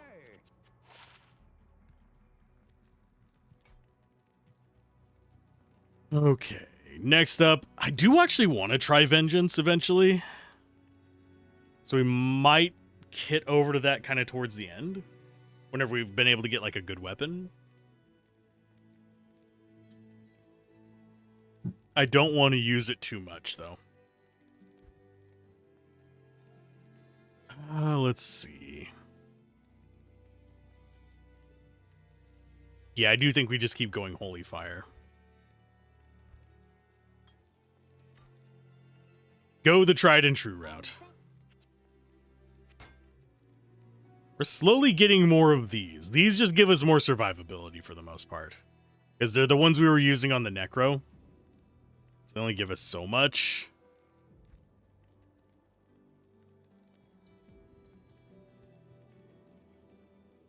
Oh, that is good for Mercenary. I'll put that to good use. That's good for Mercenary. To good use. You hate chugging mana potions? Yeah.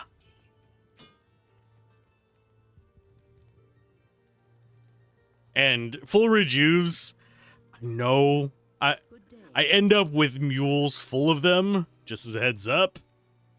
I know they are easy to get. It's just my brain puts them into the Elixir Club. Too good to use, because they're a full heal. So it stresses me a little bit to use them. So let's go ahead and see. Nope, they don't auto-stack. It's still easy enough to stack them, but yeah, that is an inconvenience, but it's fine.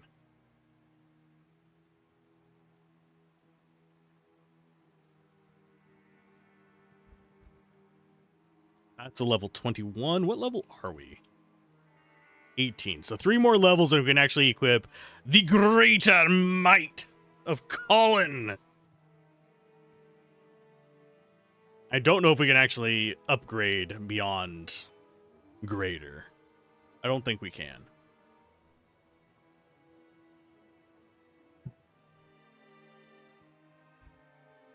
Let's see. Yeah, our next one is just going to be the Spirit. Even our Mercenary doesn't have a lot of things they can equip. We could equip these boots instead of ours, but Charm weight is to keep you from going over. Charm weight basically results in, if you have more than 40 charm weight, your mana gets dropped to 0. There are builds that can use this and load up on charms. There are situations where, and the Necromancer's one of them, where you can just go, I don't care about mana, I'm going with Blood Golem so that I can cast it with my life instead of my mana. And you just load up on charms and go that way. It's possible, it's doable, it's fine.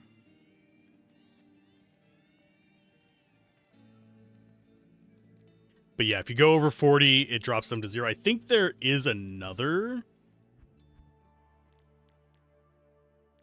Where is it?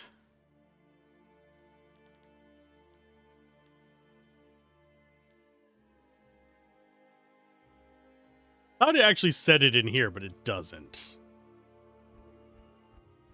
But yeah, there is stuff with like penalties for it. Are we going to finish Act 1 today? Abso-freaking-lutely. Probably going to get at least to Act 2 or 3. Now, I'm not going to speedrun these. Because the way I run the Twitch channel is, one, it's just to hang out. It's not to do speedruns. And the other thing is, my overall objective is to play it how an average person would play it. So I go in on normal difficulty usually. I use general knowledge as opposed to specialized knowledge and stuff like that, so I can actually do a proper review. And yes, I do plan on reviewing this mod. I'm enjoying it. This is no place for a warrior. You see a tier T9 splash charm that needs 10 gems, raw, rare jewel, and a magic small charm. I need to go look at the crafting things for that. It might be an updated version of the mod. I'm still doing the one that we did with the Necromancer run. I need to double check that they updated it, but I'll do that after we finish the Paladin run. Because playing a character across 2 versions of a mod can cause problems.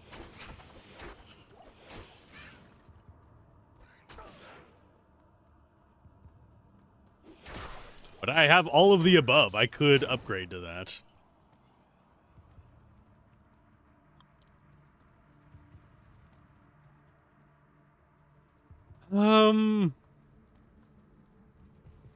Skill-wise, I don't think there's new ones. There's some heavily modified ones. Like the Blood Golem does not actually behave how it did before. It has an aura now that is basically mana curse. So instead of casting stuff with mana, you end up casting it with life.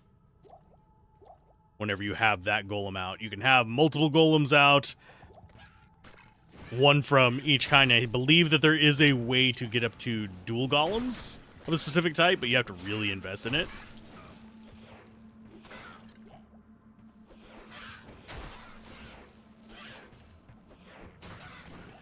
But yeah, there's been rebalances. There's ways to get like double fireballs, double bone spears, stuff like that.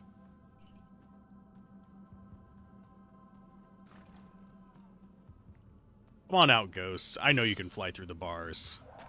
Oh, minions ignore stuff like bars and stuff like that, and the voids. So whenever you're going through like Arcane Sanctuary, they do just wander off the edge. Your summons do.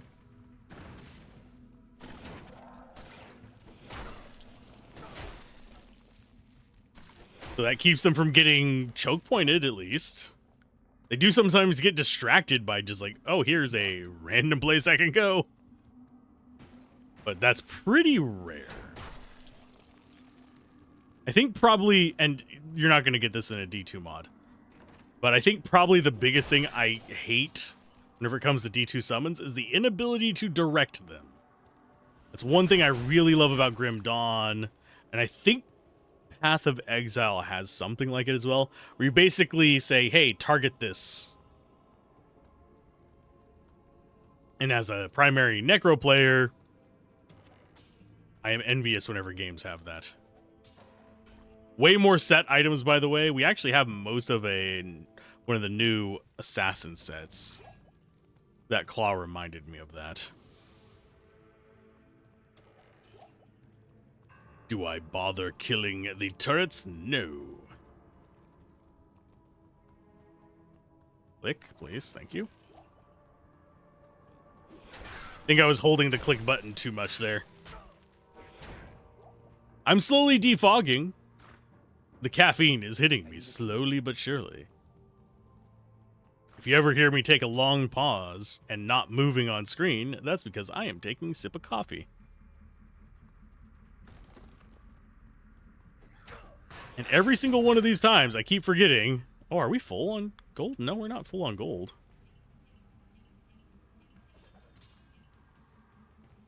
That was weird. That was a bug. Yeah, we have auto gold pickup. It should have grabbed it.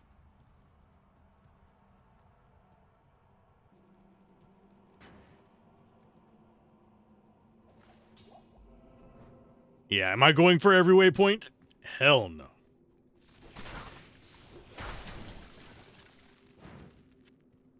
And we are getting a lot of L runes, so going through players 8 on Act 1 normal might not be a bad idea if you're needing to fill out your rune pool. Because L runes are actually really hard to get as far as vanilla Diablo 2 drops go, believe it or not. Because of how rune drops actually work. I see you in here.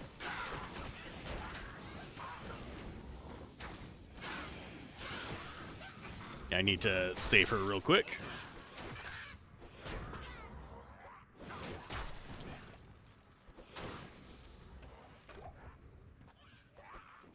Yeah, the shamans, pretty much the only problems here. What character to start with? Do you prefer melee or do you prefer magic? As far as just normal play.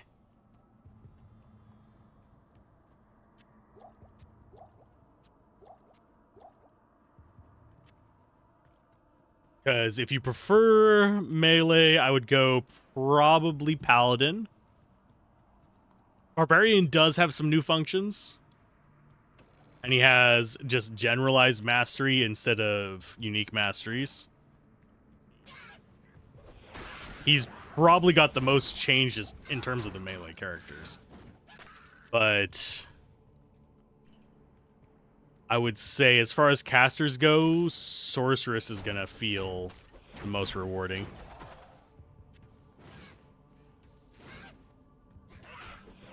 Just to get your initial gear up. Unless you're doing gear transfer from the base game. Which is perfectly viable. I don't think they changed any of the core base items.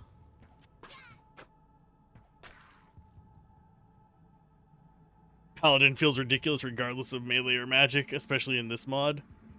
Yeah, I generally don't recommend going for... Paladin is broken in vanilla Diablo 2 as well. So, I generally don't go after... It's actually a really good set of gloves. Them as like the first recommendation. Usually I recommend something that's mid-strength. That's better than what she got. Put that to good use. It's a good starting character, yeah. But if you already know the base game...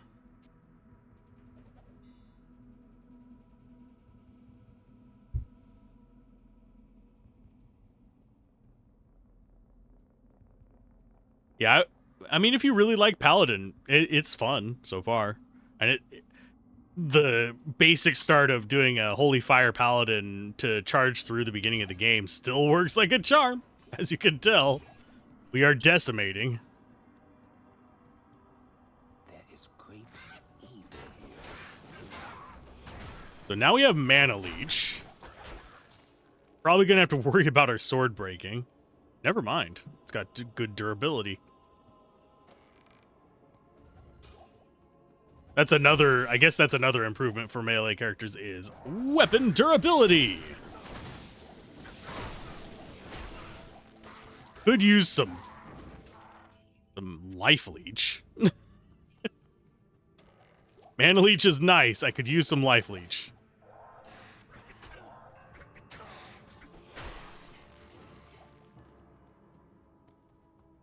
I need a key. Keep forgetting to buy keys. Skull plus jewel on weapon to repair it? Okay. Well, we've got plenty of gems, too. There is one quirk that we're probably going to see in the very near future. Just a heads up. Whenever we get to Andariel, there is a bug that makes her drop vanilla gems. Which we have to just craft into this version of the game's gems.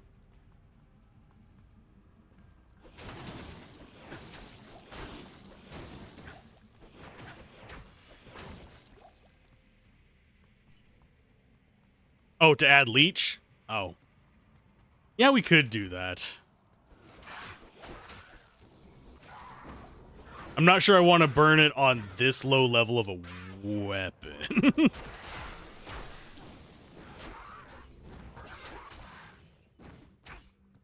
Because this is literally just a trash level 7 sword. It's good, and it will get us through the first few acts, but it's not something I want to... One wouldn't be much harm. Maybe not. Probably going to need to upgrade when we get to Act 2 anyway.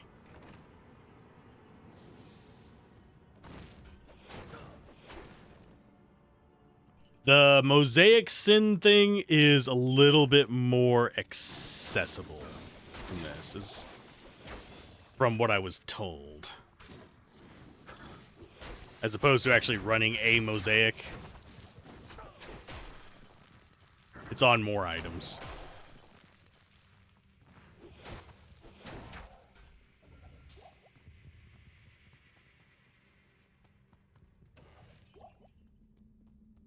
Let's see. I haven't actually played the Assassin yet, so I can't confirm it. If it's actually way more accessible or not. I love trappers though. I don't know if they've changed much. I am curious if you can have both the shadows out yet or not. Because that would be an interesting improvement, considering they gave us both the golems. There are mods that do let you have both shadows. Just don't know if this will be one of them.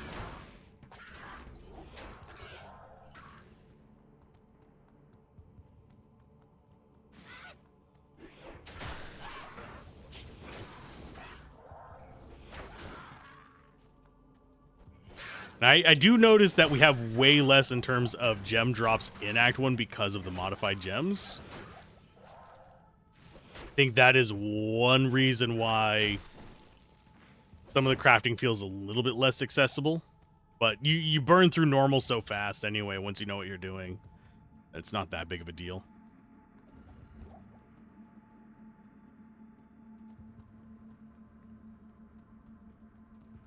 Am I still a Diablo expert? Probably not anymore. I have all my notes still, so if I ever want to know something, I can just go and grab my notes.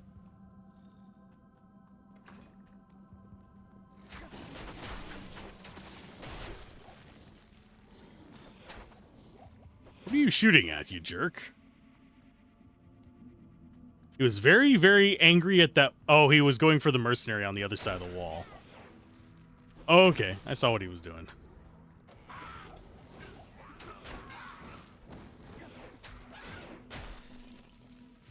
I keep forgetting that we are just using crappy purple leather armor because it's purple, and I keep forgetting that. Physical damage reduction, magic damage reduction, enhanced defense. I think it is better than what we have. So we're back to gray. Sadness. I think we already have these. There's some immunities, but they're not blanket immunities like you have in vanilla Diablo 2.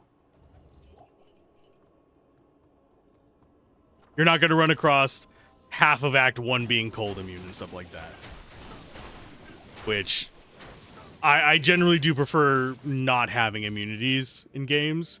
I am perfectly fine with super high resist or even absorbs, but immunities just feel to me usually. It's kind of weird that I don't mind absorb, but I do mind immunity, because absorb is essentially immunity. But then really, generally with those in other games, this one doesn't have absorb that I'm aware of. But generally, well, it has absorb for players. It doesn't have absorb for monsters. There we go. But yeah, generally in other games, absorb and immunity kind of units, you can kind of tell by looking at them. There's a few exceptions to that, but it's there.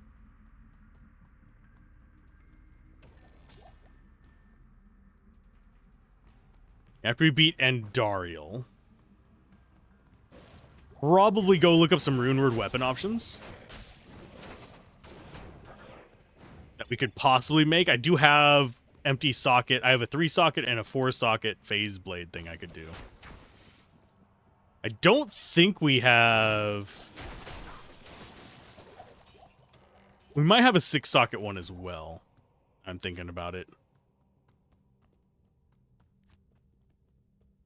Offensive aura, more holy fire. We could be going into zeal. I could up the attack count. We do need to be keeping an eye out because I believe, yeah, it's going to be 24 that we get holy shield. So I might need to work down this to get to holy shield.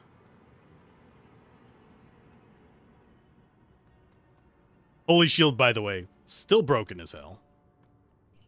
Along with smite. But I don't think there's any way to make those not broken as hell. Yoink and yoink.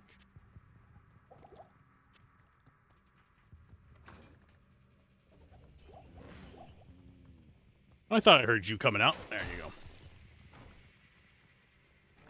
And yes, mercenaries are still idiots. If you couldn't tell.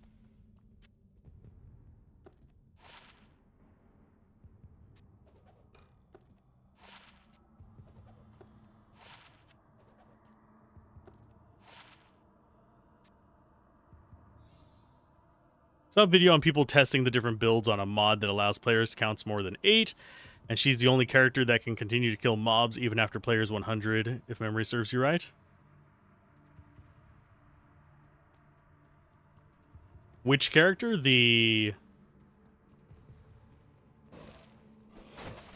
Trying to think what the math on players 100 would be. And if it kept scaling at the same rate. Also worth noting, it was in 1.0... Let's say it was 8 or 9. You were able to do that in vanilla. Mosaic? Yeah. Yeah, because Mosaic is broken. I was saying that from day one. There's 2 changes they've done in D2R that I don't like, and that is the Sunder Charm. I think it was a good idea implemented poorly. And the Mosaic. Should never tie a core function like that to a specific item. Otherwise, you either have to make it overpowered, which they did, to justify people using it, or you have to make it underpowered to the point that no one wants to use it. Which, yes, I think Mosaic is actually horribly designed. And I don't use that term lightly. I can usually find something I like about every item. There's just some just bad ones.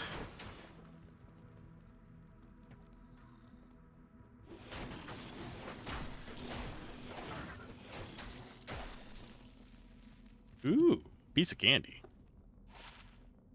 Attack rating, defense, mana.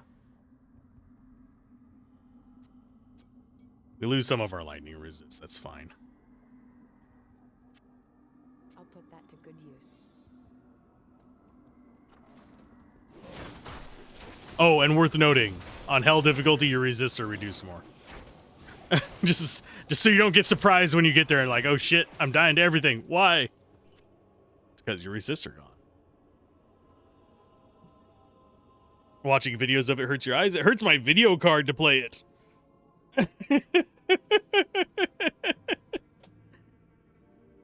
I don't even have that bad of a video card. It's only 2 generations out.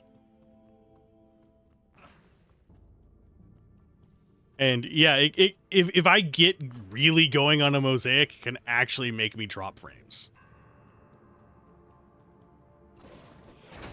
As in drop below 60 FPS, which I generally lock things at. That's one thing that I'm surprised. Actually, it might be in the video card settings. I would not. I need to check on that. But I kind of wish that outside of game, I wish I could set a frame limit on my system. I think there might be a way. And it might even be built into it, and I just didn't find it. But I would love to limit my system to just 60 FPS, period. No ifs, ands, or buts. Hey, Daladon, how's it going? We're Diabloing. Have you been Diabloing lately? No, you picked it up. Yeah, you can set the frame rate for the monitor, but that doesn't keep the video card from producing more frames, and more flames depending on which, if you have an NVIDIA system. I shouldn't make that joke, but it is hilariously sad to me. You haven't so much work, but you might play a bit today. Cool. Okay, so we're level 20. 1, 2, 3. Holy bolt from an item.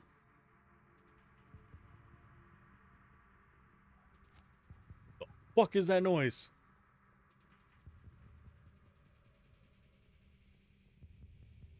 You finished rabies on normal? I should do a challenge run on one of these. One run that I have considered doing, and this would make people probably rage at me, is the skillless run.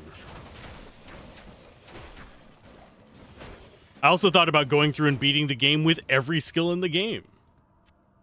Thorns, by the way, is a royal pain in the ass to do that with. Now imagine doing it with Iron Maiden. I think that is the arm truck, judging by the noise. Which means I need to go look and see if they're actually picking up my bulk pickup.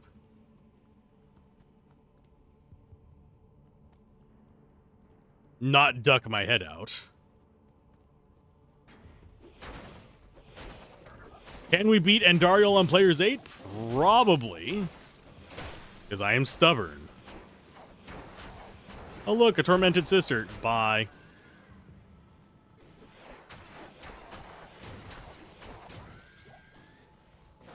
We're gonna back up to pull the other tormented sister back.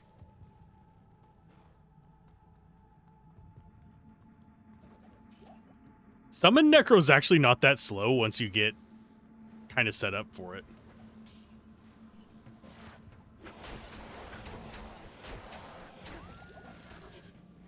Go and back up again.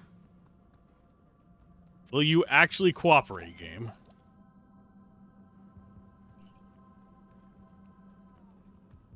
She's just determined not to come fight us. There you go.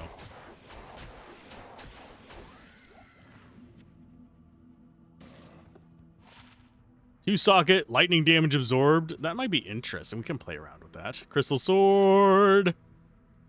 Taunt windstruck.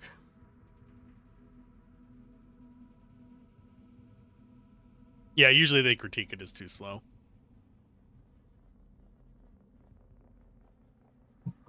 Playing tag with the ancients. Rabies can be fun. Poison in general is a fun kind of quirky build.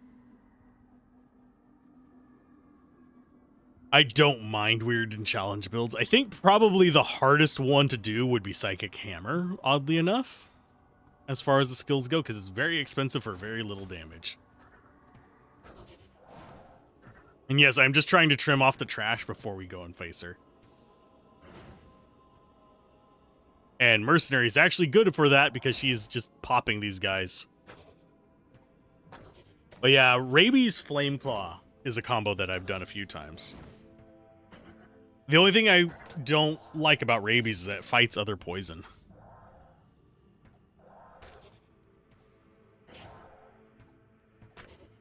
I know. I will destroy her.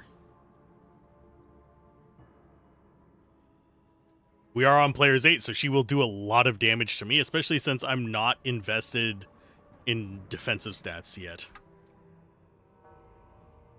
And I have... Oh, actually, I do have poison resist. We'll be fine. I could go drink some antidotes if I really was worried about it. In we go. I like that I don't have to worry about her until... Come on. There we go. And everything around us dies. See, we got normal gems from her. But you don't have to worry about her until you or your minions cross these two flames right here. That is her trigger. The mod Rabies is ridiculous. Ooh. Yeah, I drew it as high on my list of things to see what they've changed. That will probably be my third or fourth playthrough. Assassin's probably going to be one of my last ones, even though I actually like the Assassin. I like Trapsins. Like a whole room. At high level, Rabies in normal Diablo 2 can plague like most of the cow level. If you go around and gather them up there. I like it in cows, even though it's not super effective. Good day. So what are these claws that we got? Plus to shout. It's got flee. Still not up to that. This is interesting.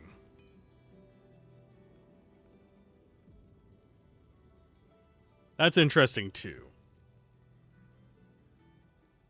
This is going to go on our Mercenary, probably. I'll put that to good use.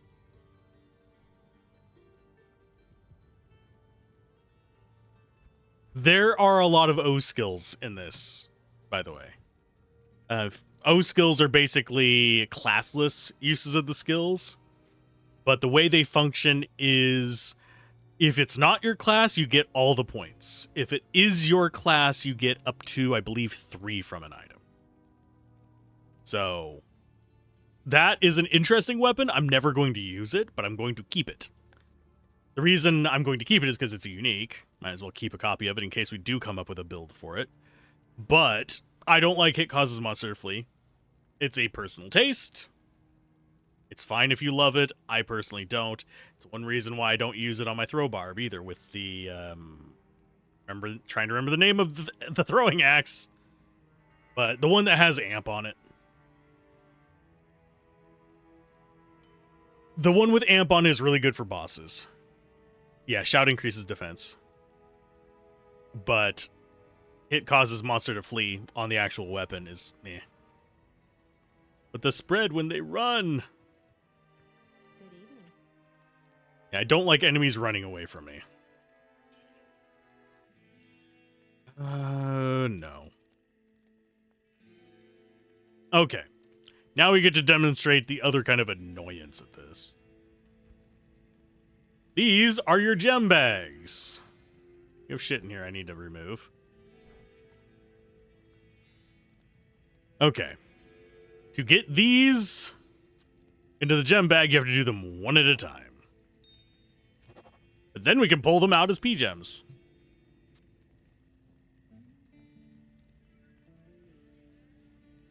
I mean, I guess Flea does work well with rabies.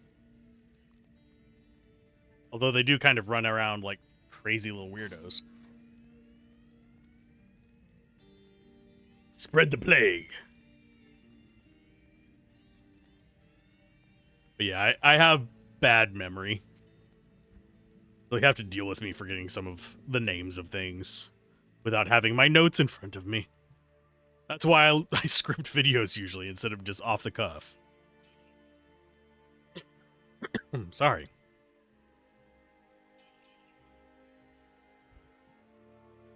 Oh, we were going to keep that one. You get into this pile. This is just my junk jewel pile, if you're wondering, for crafting. I have more on the... I have more on... No, I have more of that on my side characters. Is that like Nigel and Marmalade version? Thought of the disease, I will go spread the plague! Oh god, I don't know if I've seen that one. I love Nigel and Marmalade, though. I have binged quite a bit of it. It all blurs in my skull. It is my sense of humor, though. Little twisted. Lot of demonic portals for cooking. That kind of stuff. Seriously, though, if you haven't watched Nigel and Marmalade, watch it. I can't make you go watch it. I don't want to show it on my channel because, you know, copyrights and stuff like that, and I'm not one of those shitty reaction YouTubers. Yes, I will call them shitty. They can suck a proverbial creative... Never mind. I have no respect for reaction content. Of course, a lot of them don't have respect for gaming channels. That said, in my opinion, welcome to disagree. It is hereby in my memes. Sweet. I will go look after stream. But as far as... Oh yeah, we have one more level to go? Yeah. As far as content goes, reaction is way more lazy than even Let's Plays.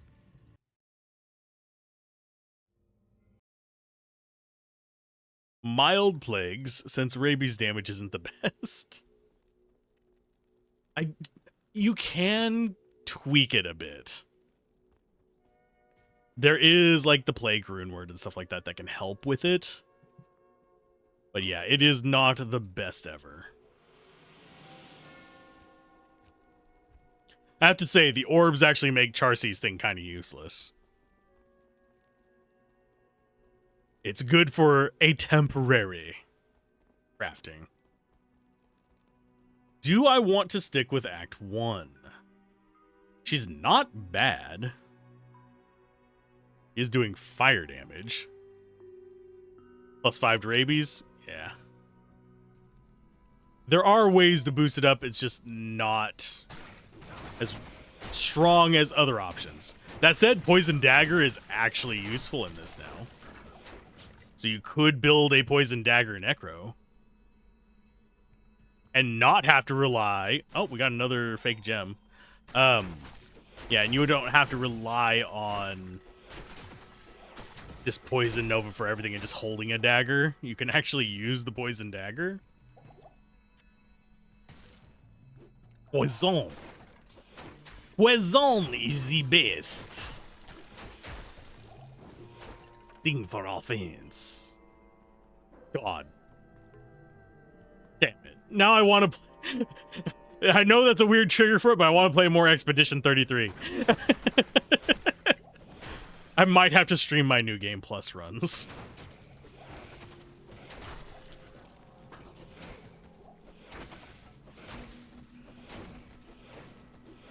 I love that game.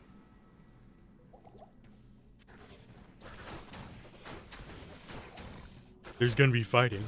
I'm in. Between the banter of Francois and... I knew it was going to be something special as soon as I heard the banter between Esquier and Francois. You see the montage Monaco clips all the time? They're great. They're priceless. Fighting people in progress. I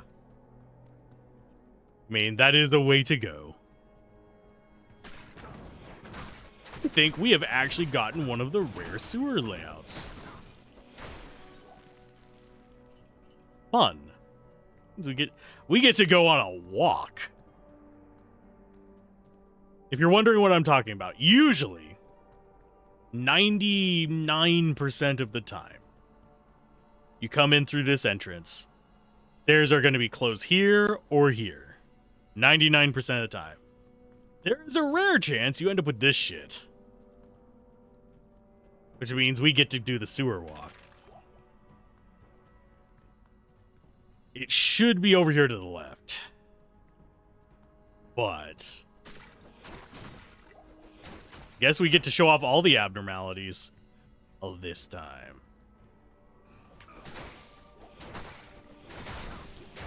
Yeah, if you would have gotten this one in a speed run, that would have been an immediate run restart. If you're doing a 100% run. A lot of people don't do 100% speed runs of Diablo 2 for obvious reasons. It's less impressive to say, oh, I did it in 6 hours versus, oh, I did it in 2 or 1. Actually, I think the Sorceress one is below an hour. I have not kept track on that because I don't... When it comes to speedrunning, I want my speed to be based on skill rather than RNG. And unfortunately, Diablo 2 is very much an RNG-dependent speedrun. Skill can get you down into specific ranges. Period. But unless you get the right RNG, you're not going to be breaking world records. Never mind his foot collection, though. He can keep that. Minoko's foot fetish is his own thing. It's kind of creepy that he has to detach them to find his joy from them, but it's from monsters that are paint.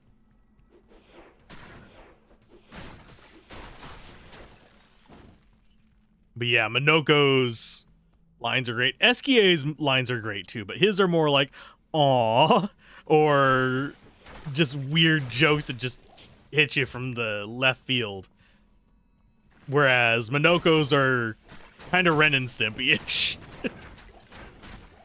Gonna be fighting. And how he being a good parent is encouraging his child to fight or go to dangerous places. It's a thing.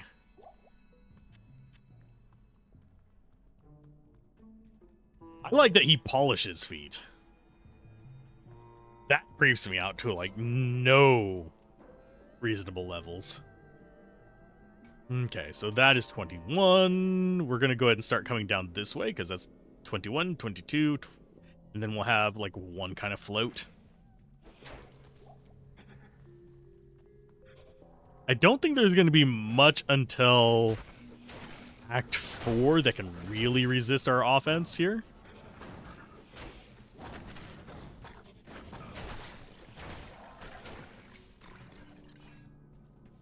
Thank you.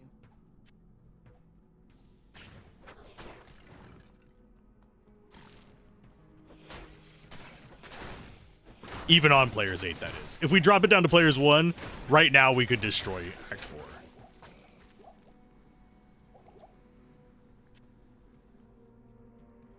I am mildly surprised that we're not getting very many good drops, and some of these just don't want to get picked up. Good lord.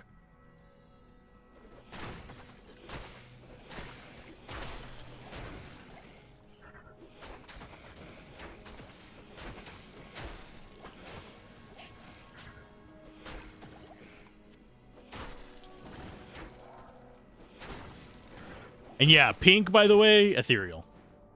Although I think the gray from Socketed overrides it.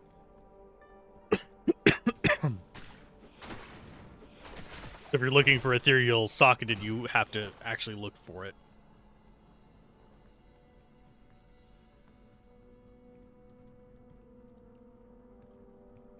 I? I? I think that's an I. That's either an I or an L.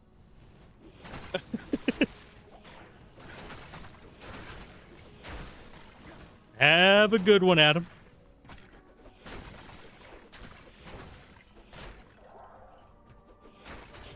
Hopefully the rest of your day goes well.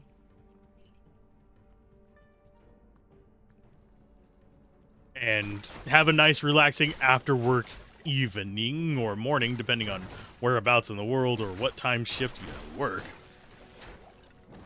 As a former night shift worker, I am well aware that 7 in the morning is sometimes dinner time.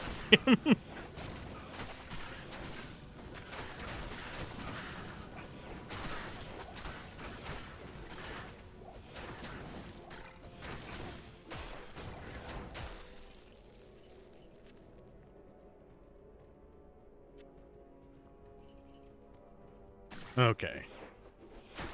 Yeah, have a good one. I will see you probably tomorrow if you drop by the stream. I will be doing more of the same.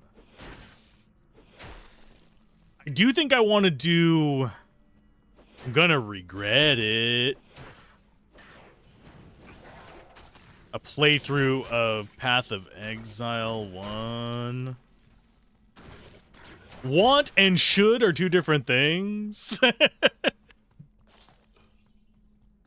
They are two very different things, but I should is the key word there. I think most people know by now, I am not a huge fan of the direction the Path of Exile series has gone.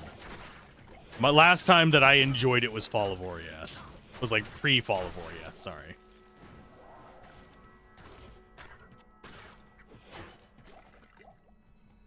Because Fall of Oriath, before that released, it was just the right length. You could go through the story, you could enjoy it. I think Fall of Oriath, stuff that they added as far as the story goes, should have been Path of Exile 2. And what we should be getting now should be Path of Exile 3. That's my opinion. That would have made it much more consumable for me. And also, they have a very big tendency to do stat checks in that game. It's not even like, oh, challenge checks? No, it is stat checks. This boss is immune to this kind of damage. You have to do this one to actually beat them. They also check you for this type of resistance. If you don't have this type of resistance, they're gonna one-shot you. Even Diablo 2 doesn't do that, believe it or not. Yes, the lightning from Diablo could be a pain, but it's heavily projected, and you can run away from it.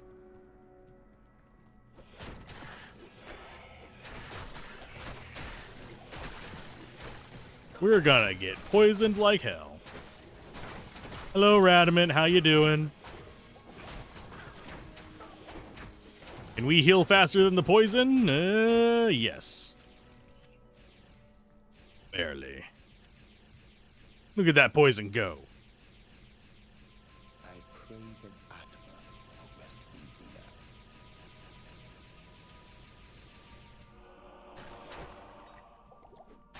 now. I knew I shouldn't. I knew it. I knew it. I knew it. I did it anyway. Well,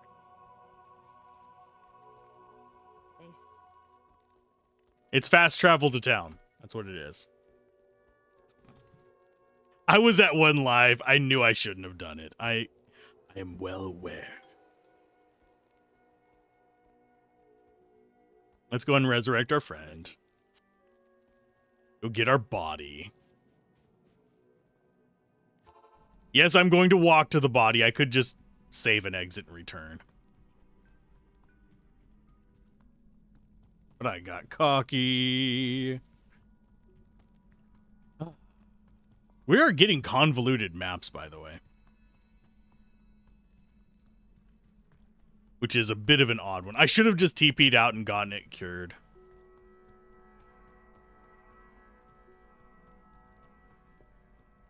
I am surprised that his last little bit of holy bolts didn't actually kill them, though. And yes, we have to go this way. Yes, I know the other way is quicker, but I'm not going to be punching... I could. Actually, I could. Hey, guys. I can just punch through them. Because our AoE is from a charm. So it just does... Oh, we are overburdened? Oh, okay, yeah. Let's go ahead and toss that in there. We'll deal with it in a minute. I want to pick those up. This is why I don't play hardcore very much while streaming, unless I am being very consciously cautious. The Holy Fire Paladin just does not care. Whether he has gear or not. Not reliant on for his damage output. So let's go ahead and see what kind of rune words we can make. We need 3 socket or 4... let's go with 3 socket weapons. Because we can actually just buy some. how may I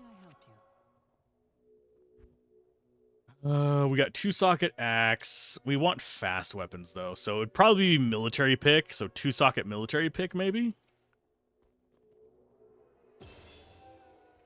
Stay a while and listen. Identify me garbage.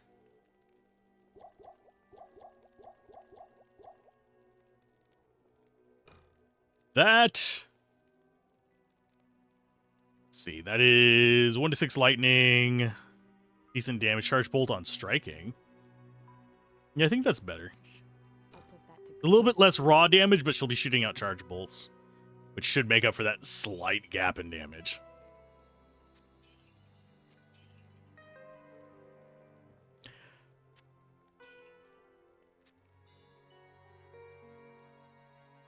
So let's see. Let's go ahead and open up the wiki. Wikification of games sucks, but we kind of have to do it.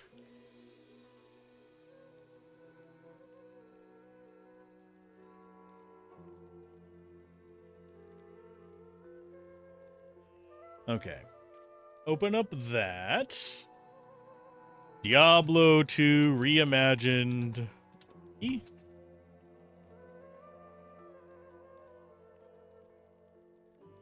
Go to rune words.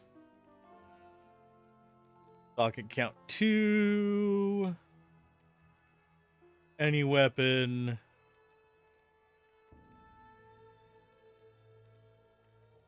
Only 3 rune words found? What? Oh, it's only for ones that only work in any weapon. So we have Iothol, Malshale, and that. That's kind of a weird way to do it. We're going to do axe then. This will work in any axe. It's fine. So. Law is hell.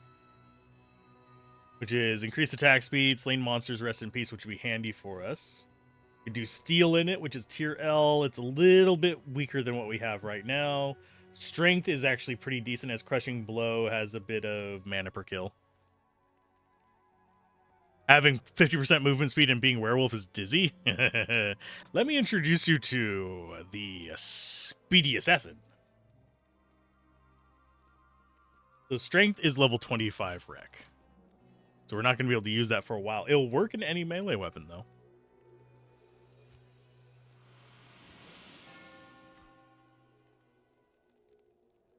Skill-wise, yeah, next level up, we just go ahead and get shield. So let's go ahead and bloop. Holy shield will be super handy.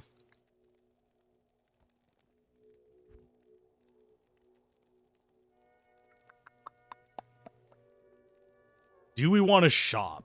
Or do we want to just stick with that and just go am tier in it? At level 25, it'd be the same level rec as our spirit sword.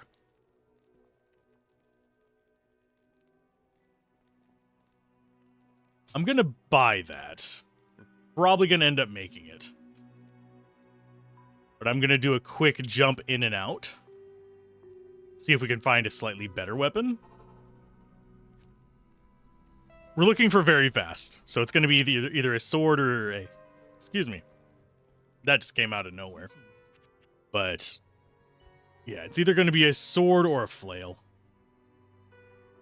Probably. And this is another 2-socket one that's saber. I think we would rather have this. 7 to 11 versus 3 to 8. I think these are both negative 10s. If I remember correctly. I might be misremembering. Scimitar, I believe, is a negative 20.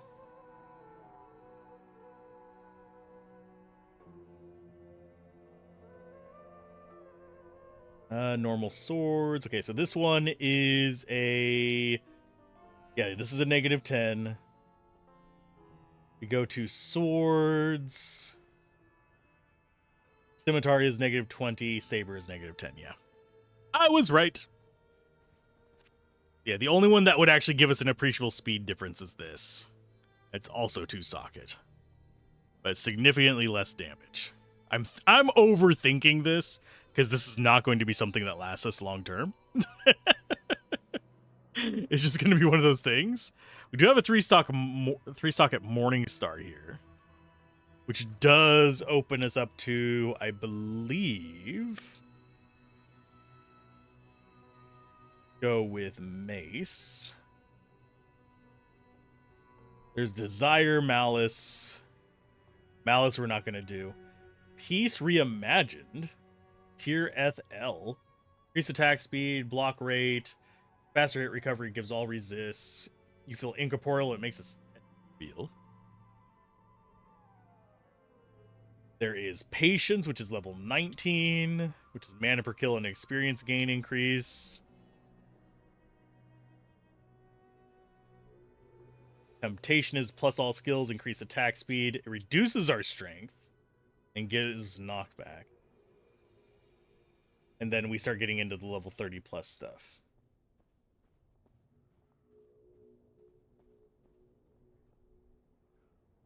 There's Lightning, which is Ort Am.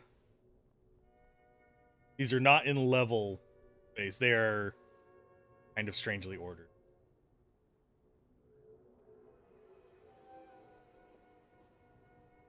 That one's too high level. Otherwise, I would do the quickness on striking.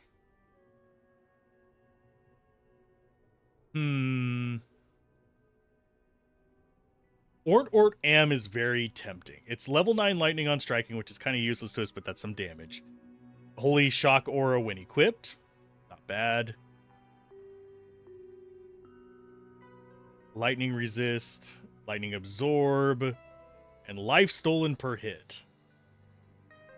That might be the one we go with.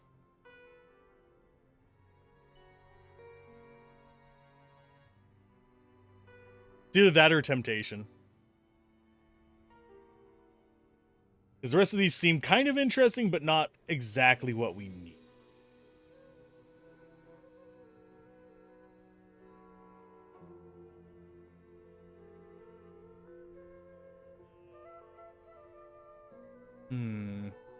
That doesn't... Well, that has flat increased damage. Yeah, I think we do lightning and just wait until 25. Go and grab this for now, and if we can get a 3-socket flail, I'll take it. We'll do probably like 5 walks in and out. This is 1. Reason we want a flail is because it's faster. How may I help you? I will also look at the axes and stuff like that in case we get a 3-socket, but probably won't. Worth noting, we cannot get a 4-socket here, so I can't do any 4-socket recipes unless I go transfer in a weapon. We'll probably eventually be using a phase blade just in case anybody's curious. Greetings.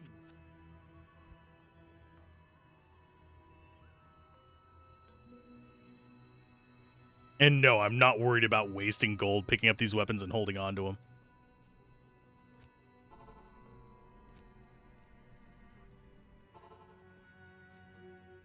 I could look at the 2-socket swords. I mean, we didn't pick them up, but we could look at them.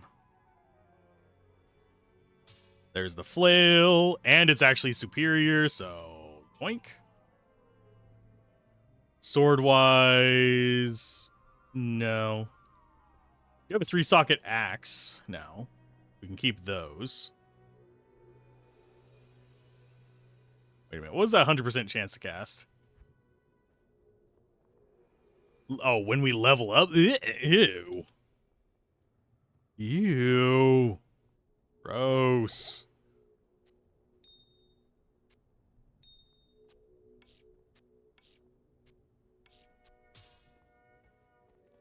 Okay, so that actually works in any 3-socket weapon, by the way. The lightning one. I think the flail is still our preferred pick out of the two. We can get a 3-socket sword. And there are certain weapons that can have 3 sockets that you can't get them here. In case you're wondering, like the Crisp Blade. For like Poison Dagger Necros, you cannot get a 3-socket in normal. Because it requires too high of a level item than what they can provide here. Good day.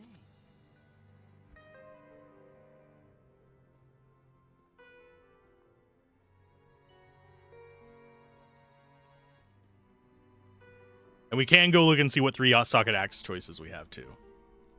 They're probably going to be pretty similar.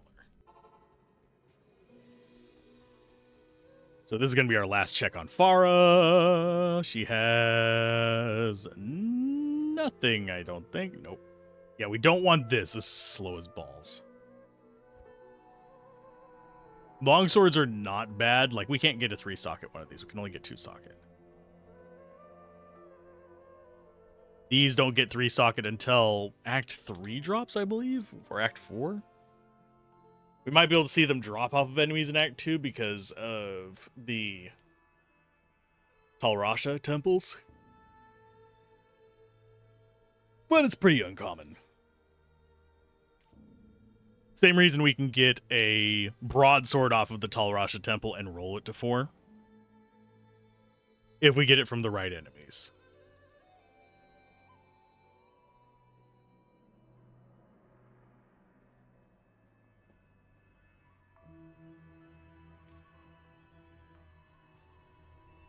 Okay, let's go buy some keys. Because I keep forgetting to do that. I've heard that you Oh, it's Lysander. I hate having to shop around for bullshit. There they are. And stack it up to 100. That goes down there. Our junk jewel moved up here instead of using it as a placeholder. Let's see what 3-socket axes there are. I think lightning is going to be where we end up going.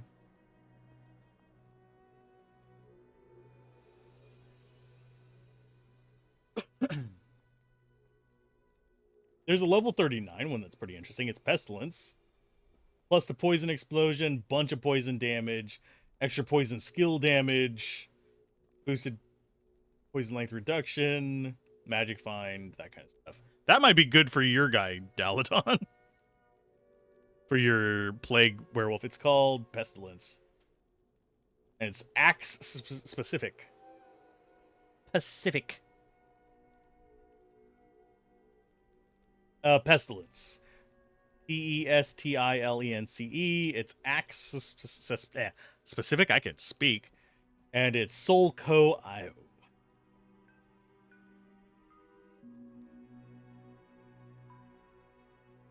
And we have a bunch of stuff that's super high level that I can't use.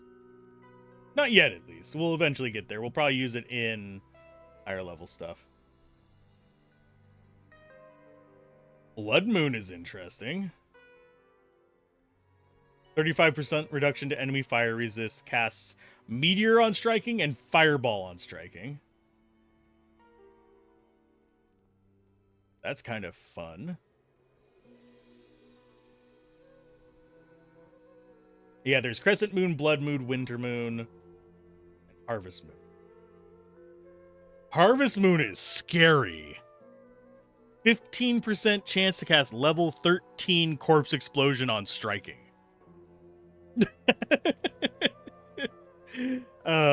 Damn. Level 17 Poison Nova on striking. Enemy poison resist down. That's kind of fun. And then there's Full Moon, which is Blessed Hammer and Bone Spear. These are reimagined. These are the mod ones. I don't know if you're doing modern, unmodded. If you are doing unmodded, then Plague is the one that you'd be wanting to look for. And that is, I believe, a sword and dagger rune word, if I remember correctly.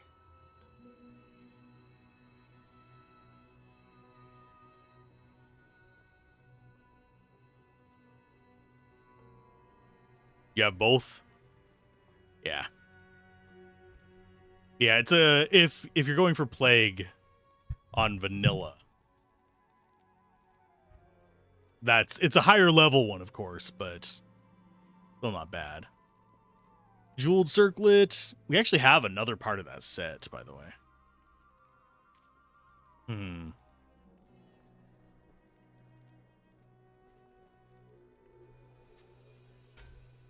We'll go Circlet, and I think we are going to just make this sword. It's going to be Ort Am. Ort. I'm going to sound like Swedish Chef for a little bit.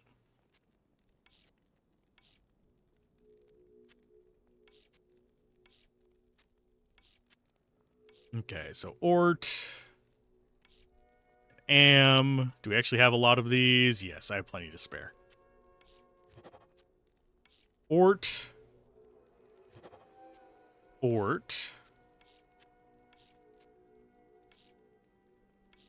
Am. And do I want it in flail or pickaxe? I think I want it in flail. Simply because we got an exceptional version of it. So those two are going to get sold. So Ort, Am. That's not bad. It's not super high damage, but it'll work with what we're doing. It adds 2 to 100 lightning damage to the weapon. It gives us lifesteal. We got kind of middling enhanced damage on it and pretty decent resist. It goes up to 50. And lightning absorb is max. Oh, actually, we got low weapon damage because we already had a % on there. I just realized.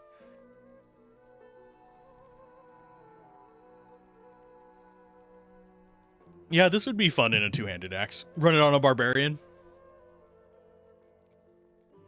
Or on a bear source. Of course, you'd need elite weapon for a bear source, but still. So we're going to go ahead and get rid of these. We've spent enough time in town that we should probably head back out.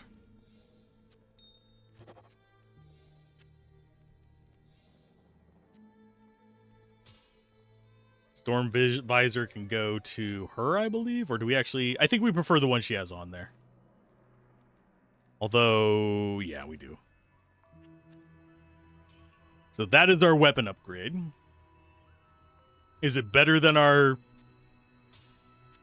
Yes, it is actually better than Spirit. So 3 more levels. Sorry. And we can use it. Sweet. Time to go outside. Oh, and we actually have a good Drognan farm here as well. Let's trade. If we wanted to do any scepter farming. Which probably should have been what I did. I should have actually scepter farmed. I'm a dumbass. 2-socket shields?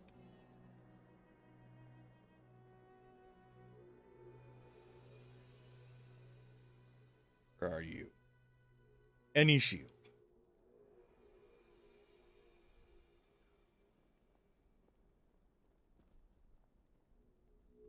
Yeah, none of the new shields are particularly great unless we actually have a Paladin shield. And I swear they made Baby's First Viscera Tuant as a rune word.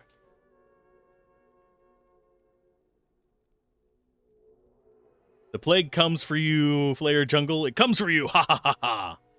It's actually really good in dealing with the flayers and stuff like that, because it kind of sticks on them. So I can't complain about that one. Am I too concerned about the Mercenary dying? Not really. I'd rather her not die, because she's just extra fire support, but for the most part, we are self-contained.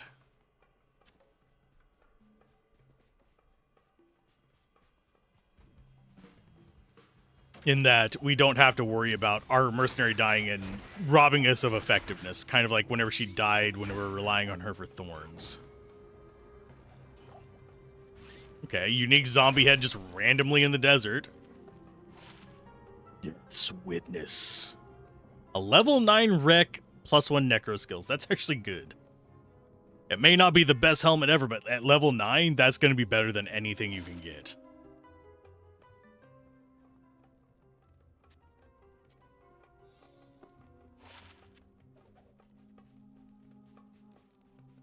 But yeah, you know what? Whenever we do Druid, remind me, and I will try to remember to do Rabies going through.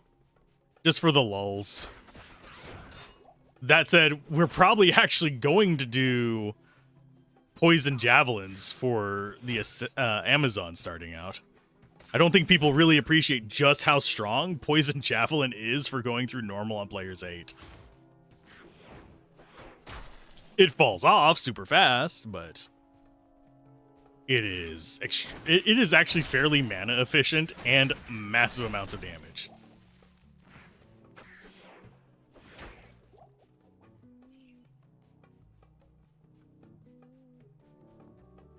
It's hilarious you don't throw the jabs at the enemies. Exactly. What we would do, don't know if I can actually demonstrate it on the Paladin, is we would get enemies chasing us, and you actually want to throw it kind of like off at an angle from them. Or you can do the easier perpendicular path, where if you're having enemies coming up this way, like that one just did, you'd throw it this, like across there, and then run straight up, so they'd go through it. And then you have Poison Javelin, you have Plague Javelin. The one that causes the circles of poison, you can do kind of the same thing with. But the straight line one is just as good. If you know what you're doing. Of course, I also need to remind people that Frozen Orb is almost as good as Blizzard if you know what you're doing as well. Because if you can peg it just right, you'll be doing something like 30 some odd hits of those little spikes to a single target. Which, if you're wondering, is as strong as a single drop of Blizzard, sometimes 2 if you have the right setup.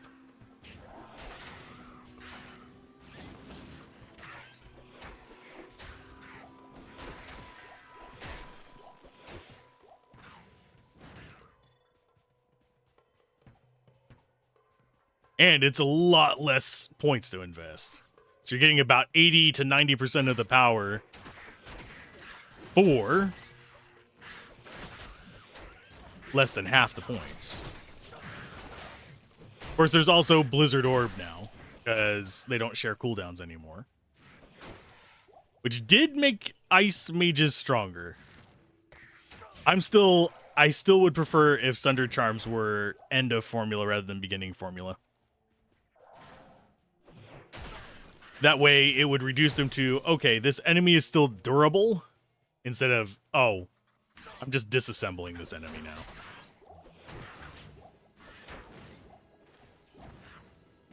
I do like enemies actually having some meat on their bones. I don't think everything needs to be one shot, and I don't think everything needs to take half an hour to kill. That's not going to sell for a lot, but it was neat to look at. Speaking of neat to look at, rare amulet, yay! It might last us until we get up to the level for our better one that has all the resist and +1 paladin skills.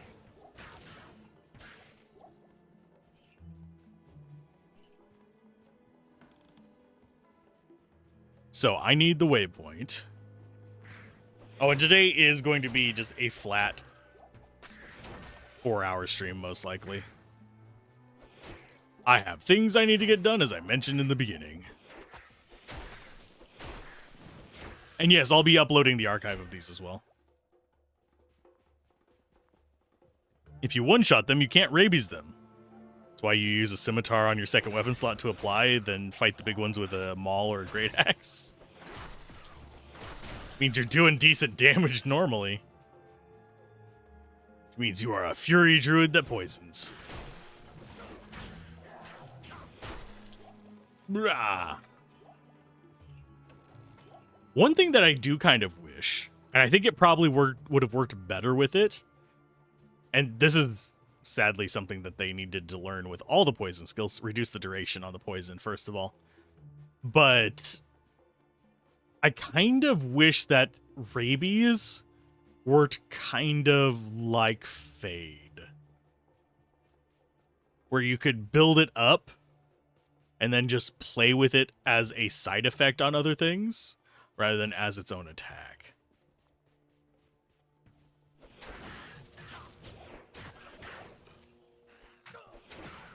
At least that, in my opinion, that would work better.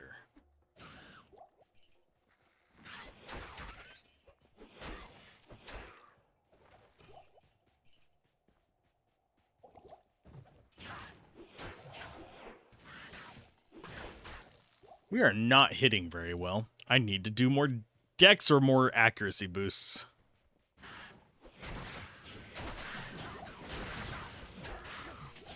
Which we can get through a few things, and we just got a unique bow for her.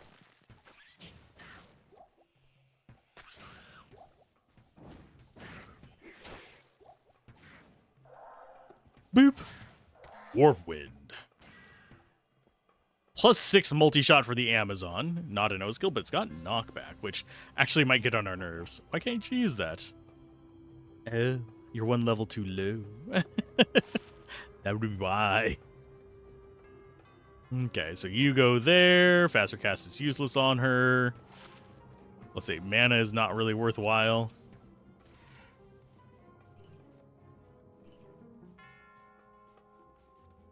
That's our exit. Want the waypoint. Why do I want the waypoint? Because I want it. It's not actually going to do anything, but the further we go in, the more risk I have of dying and having to take an hour-and-a-half long walk of shame. You know what I hate?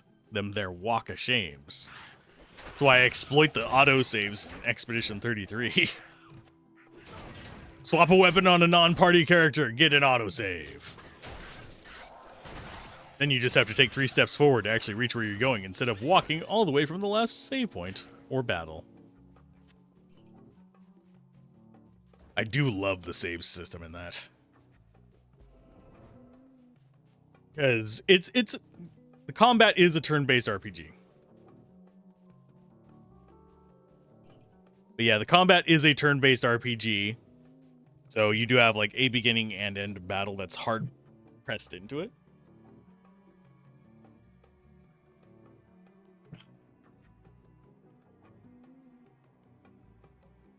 Your friend called taking the soda bottles back to the return machines in your country for the walk of shame because he had to do so many all the time. Ouch. I feel mildly called out on that. If I was in Germany, I'd be doing the walk of shame, probably. But at least there they recycle stuff. I know you're not in Germany. That's just the first place that comes to mind whenever it comes to actual proper recycling systems. Because they are stringent on it. So give me the money to expatriate to Germany and I will sprechen Sie Deutsch. In a heartbeat. Am I going to pronounce it well? No. I will pronounce it like an American. But that's because I am bad at slipping in and out of accents on accident. For anyone that's curious, 90% of the time I'm doing an accent, it is not intentional. But yeah, Germans are good at recycling. They are very upset with your poor plastic collection. Aww.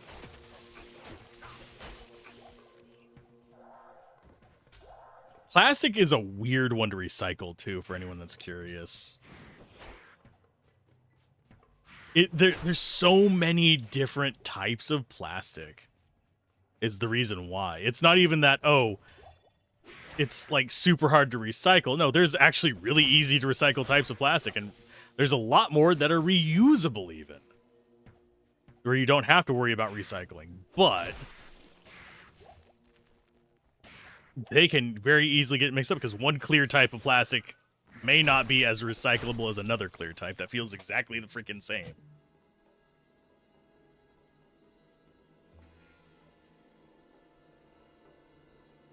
You send your plastic there to be recycled. It's like receiving second or third rate collection control. I'm feeling bad for Germany in that case. I wish recycling here was actually treated seriously. What it is here, I hate to be cynical about it. In most places in the US, if you have a recycling bin, it's not actually getting recycled. For anyone that is even remotely curious about it. What you're basically doing is sending it to a second landfill. Which is stupid, but this is awful. You must do better, ja. I cannot do the fake German accent very well. Ja.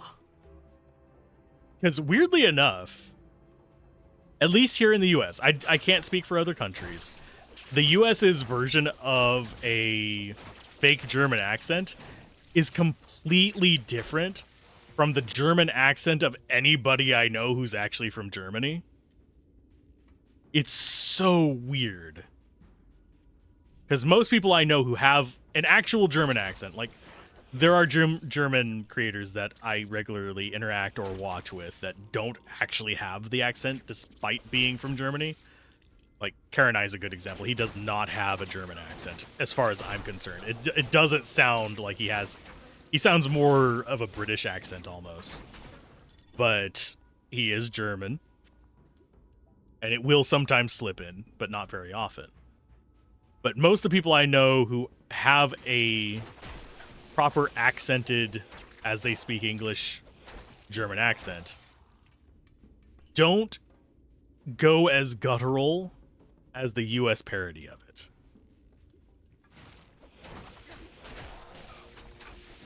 They actually speak a little bit higher in their mouth than most Americans would imitate it as. That's the only way I can describe it. It's not really a good way of describing it because I'm bad at describing phonetics. Okay, so this is a right turn. Yeah, that was a convoluted one.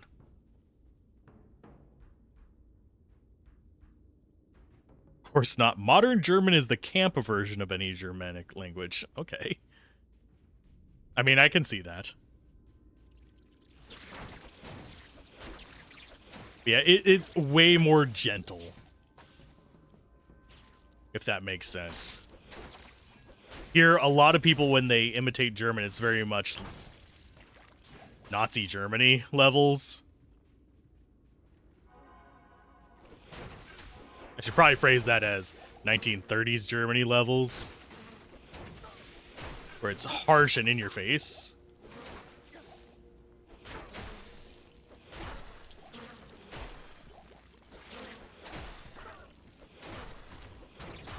Guten Tag. Like, no. Guten Tag.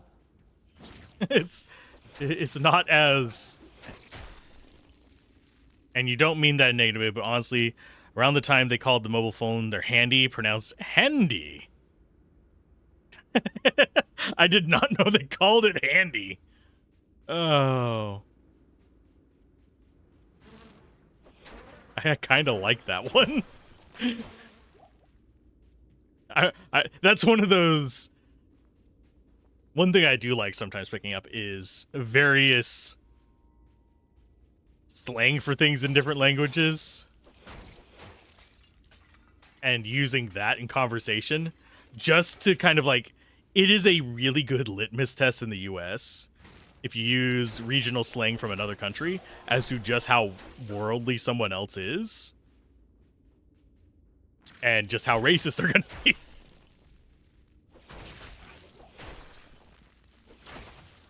So if I use like bloody and stuff like that, if it gets a weird look, I know that they are not at all worldly. Because that is just very basic Britishism. And for the most part, Americans are very exposed to Britishisms. That means they have not left their corner of the swamp. Speech in Danish makes Americans laugh at no end? Probably, unfortunately. Swedish is another one that will make a lot of Americans laugh. Especially if the American's trying to pronounce it just by reading it. There's a few common examples on US memes that are looking at like Swedish signs. And I can see why Swedish chef memes became a thing here. Yes, I know it's not pronounced like that, but I can see why. There's one for a BMX place that in particular is standing out on my brain right now. Fart. Oh, speed in Danish is fart. It's probably not pronounced fart. Fart control is speeding. I love it.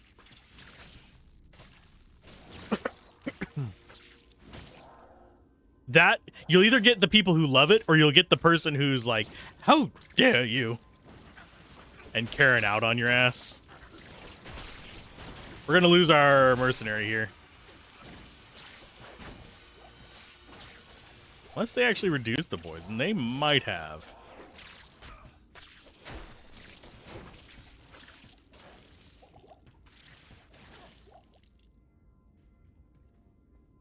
I guess we're taking HP 2s.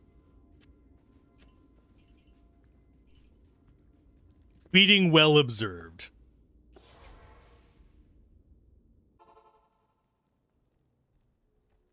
Good day. I mean, if you observe the farts.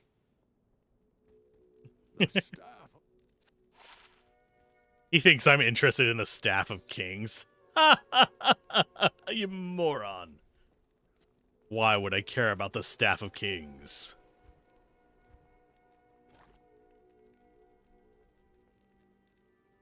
Okay, Fiend Slayer. That might tide us over for the next half a level. It's a little slower, but it's a lot more damage. And it gives us a bunch of resists.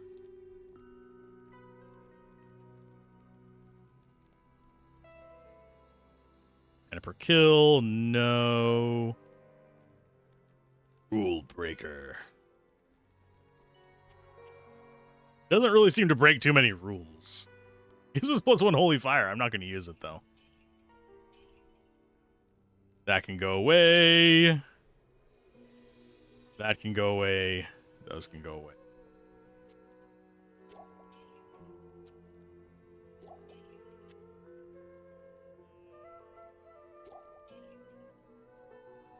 That goes away. That's actually... Is that going to be better for you? Yes. More attack rating for our mercenary.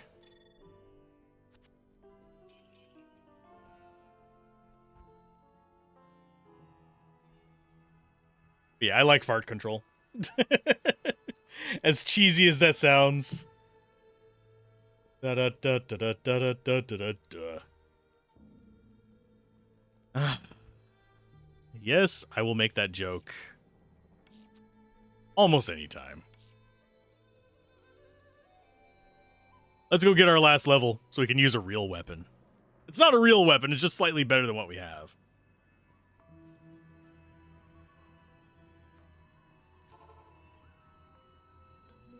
If you have cheesy farts, please see a doctor. In the US, they call it cutting the cheese. That's the joke with that one. It's not a good joke. In fact, it's a really crappy joke, but... If you have thick farts, you may want to just change your pants. If you do not have fart control, you might want to see a doctor. Sorry. I've gone down a rabbit hole.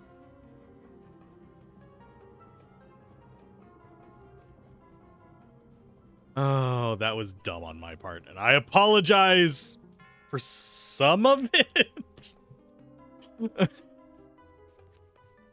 Okay. Stat-wise... Did we actually already... No, we have... We're going to hit 24, so we have a level and a half that we have to use this sword for.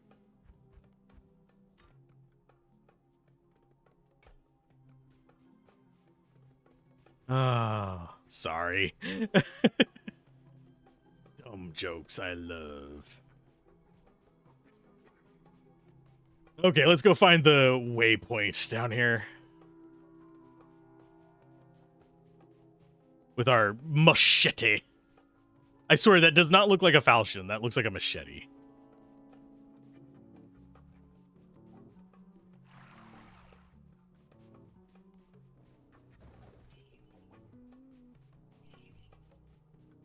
And yeah, we'll only pick up gold when we're alting, I think. Due to how the mechanic of it works.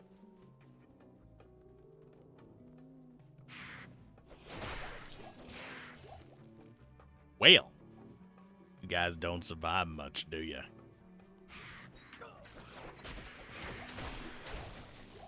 Let's go look up some of those 2-socket shield ones as well.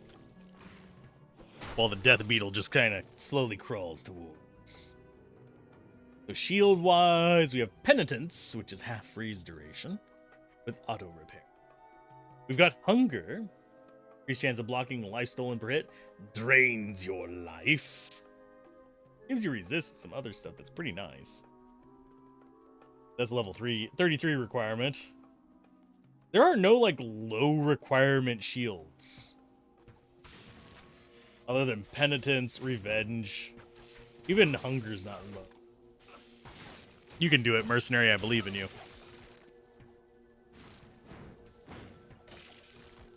Revenge is not bad. But I think none of these really work for us, so we're not going to use them. Life Drain is fine if you have Life Replenish, Which we actually do. We have enough life replenished to counteract that life drain. Because I think we do. Oh, no, we don't get them yet. We get them at 40 at the earliest, I believe.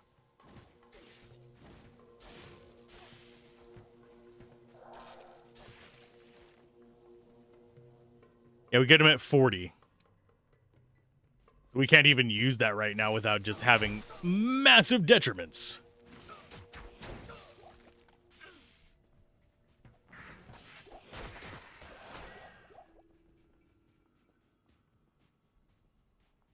Now, I'm not sure whether I want to go into the next area without getting this waypoint. Just for the sake of sanity, because there are some pretty shady, annoying things that can happen in this next area. I guess we could do, like, Rhyme or something like that. Level 29 requirement. That's Shaleth, for those that are wondering. That is a vanilla one. You guys not run away for just like half a minute? That would be great. Yeah, this, in my opinion, Diablo 2 is still the quintessential action RPG. I don't think any of the spiritual successors have quite hit the mark the same as far as the itemization and class kind of stuff goes. Some have come close, things like Titan Quest, Grim Dawn, even some of like the indie ones have done pretty good. There's been other ones that have done really good on the story end, like Nox and Shadows.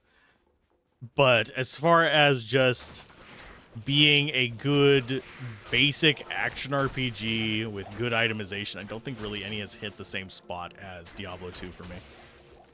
And no, Diablo 1 did not hit the spot either. But that was the first foray.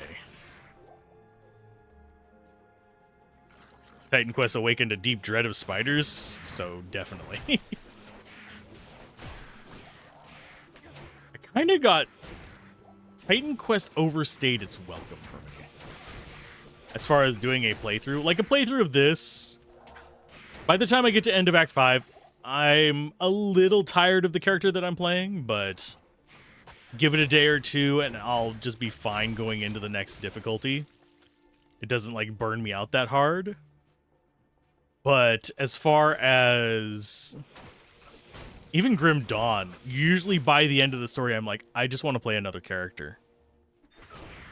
Or I want to play another difficulty. If that makes sense. I don't want more story after a certain point. I just want the story to end. Which sounds kind of cruel, because I know that a lot of work goes into some of these stories. And there's usually a lot of lore just poking around. And they're not badly done in that regard. It's just they hit a drag point.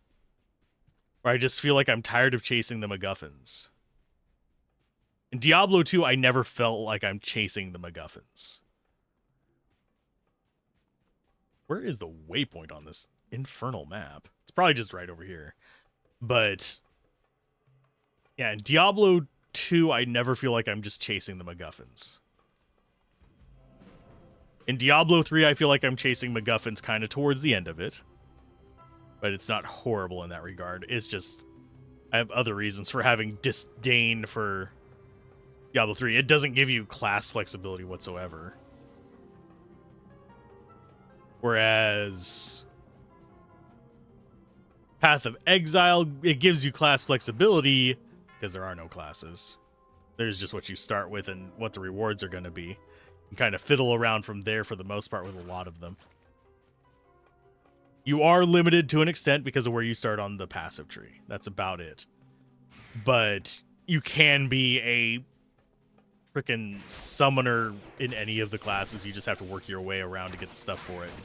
Sure, you'll be weaker if you go with something opposing to it, but you'll still be fine. Unless you start pushing like really high maps. It's part of the whole rhythm of the game, yeah.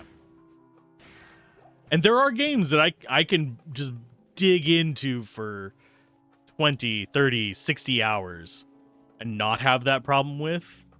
Action RPGs, unless they really do well with the story. Like Nox, I actually think did a pretty good job because you weren't really chasing MacGuffins. I think if it was any longer, it would start feeling like it. The pacing would start feeling off. I think its base pacing is good because it ends right around whenever you're going to start hitting. I don't want to chase after another MacGuffin point.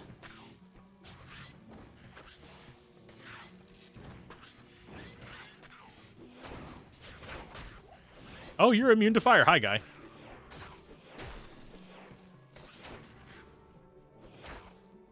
I need you on this side so I can push you towards the wall.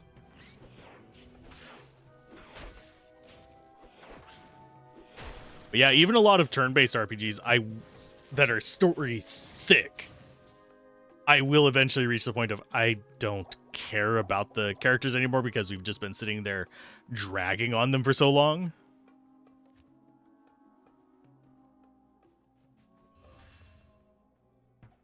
Okay, so 68, 74. Now we have blockage. Man, I love the look of Holy Shield in this so much better than in the original. I think that is... Oh, that's a new one. Wreath of Suffering. Crushing blow, strength, vitality, and has drain life too. How fast does that drop our life down? Not terribly fast, but without life leech, I can't really do that yet. Unless I really want to be chugging these health potions.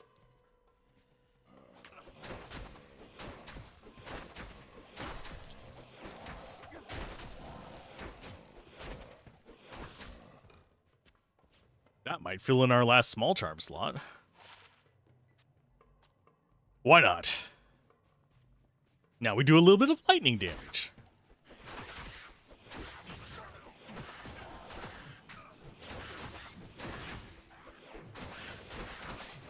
And yeah, I do eventually need to sit down and make one of these streams be focused in on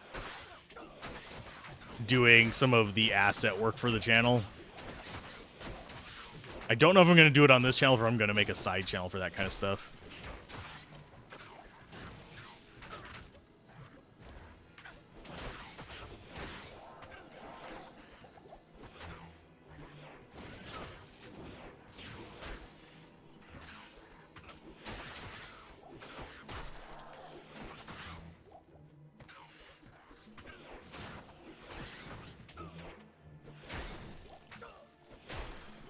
Come on.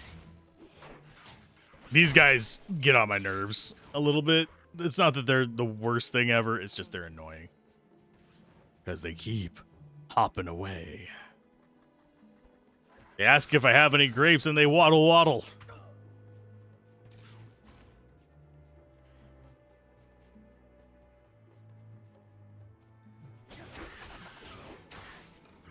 I do know that there are people who their gaming enjoyment is literally just out of the difficulty of a game. That's fine. Although it's worth noting, no, Souls-likes are not difficult.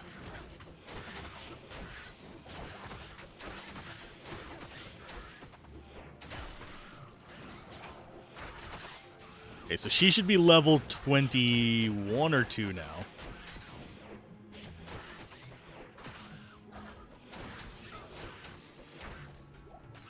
So that should be all of them. Ooh, we got some more heavy gloves. I don't know if they did this. Yeah, no. That is very strange. So they must have. They had to have made it where uniques are non-exclusive anymore. That makes farming for specific ones even worse. Life and poison resist versus lightning damage and fire resist. I think we're going to stick with the poison resist.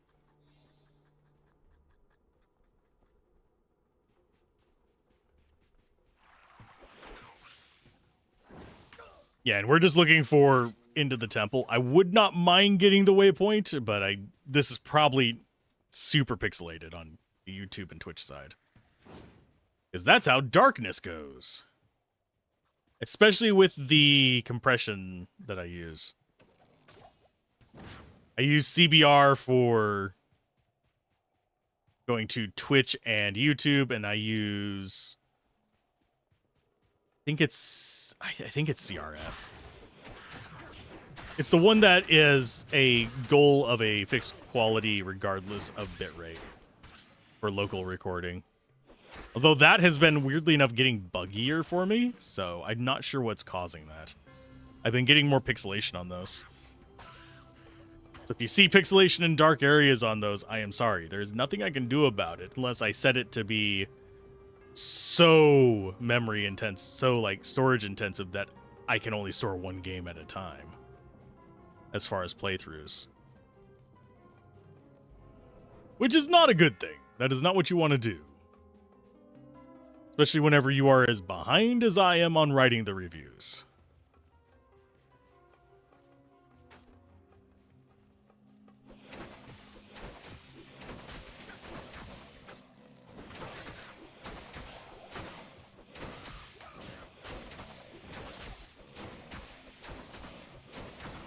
Oh, Dark Elder. Hi, guy. How you do? And drop anything good for me? Nep runes and some chain boots. Sure, I'll take it.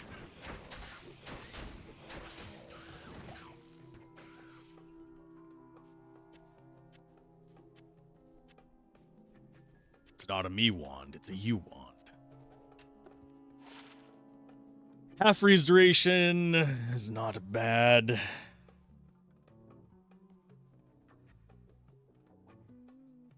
I think I prefer the one she has, though.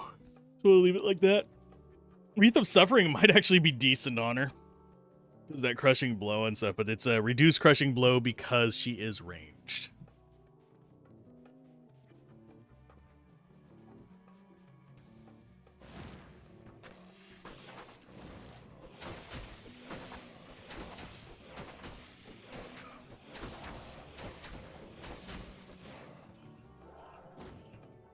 Darkness called, but I was on the phone, so I missed it. I tried to 69 Darkness, but his machine picked up.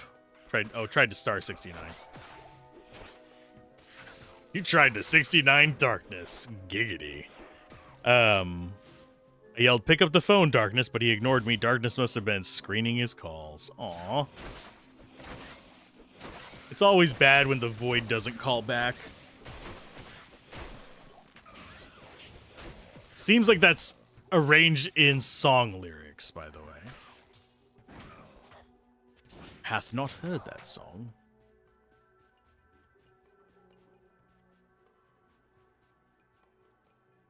Let's see.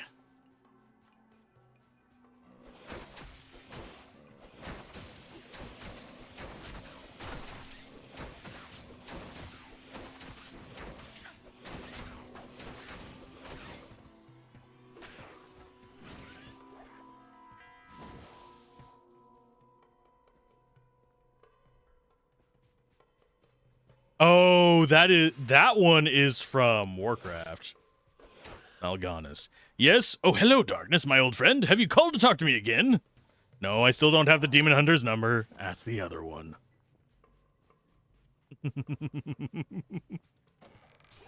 I still think my favorite Warcraft quote is still the one about, you got a chip on your shoulder? And some fish, too. I should play through Warcraft 3. I need to go find my disc again. I know I still have it because I found it while I've been here. It's in a box somewhere now, though. We got the waypoint. And now we're into the temple. The Dryad quotes. The human call. Light guide my way in this. The human call just goes to my brain right now. Let me practice my human call. I'm so horny. I'm so horny.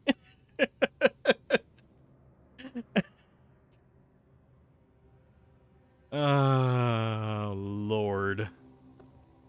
Memories. Sweet, sweet memories. Oh, goodness gracious.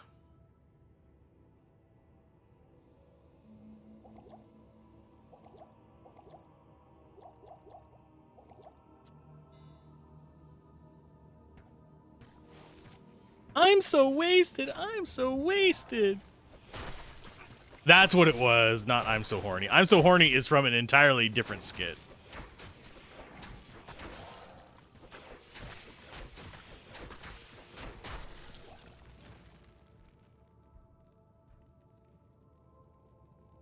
Horny dryads and warlords.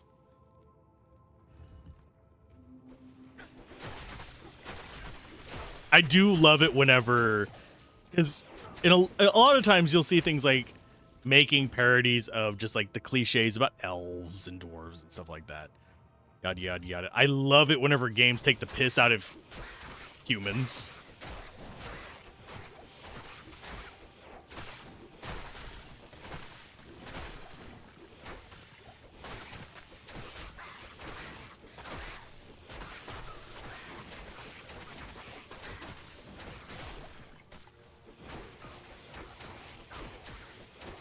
We might have to turn it down from players 8.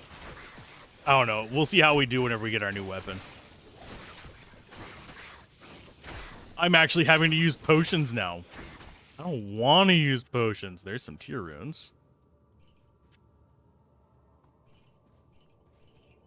Spike shield probably going to be less block than ours, unfortunately. So probably don't want to use it.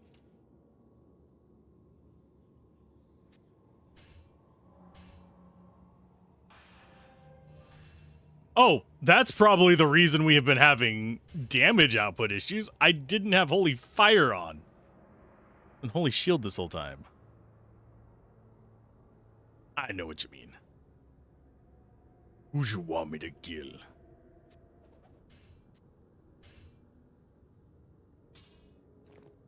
Let's just toss all that. Oh, we can't toss those in there if we still want them to auto stack. Toss that in there.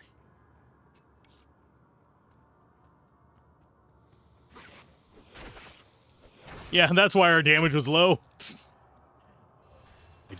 If I don't notice it, how are you guys supposed to notice it? I am very easily distracted. I am sorry.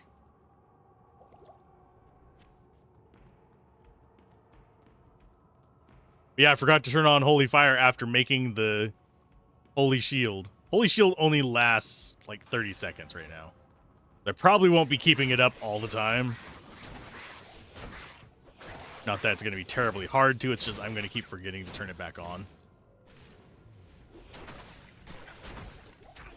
That was our damage without Holy Fire. We were just basically ignoring 90% of our normal damage. Because I am SMRT smart. Oh, Gouda.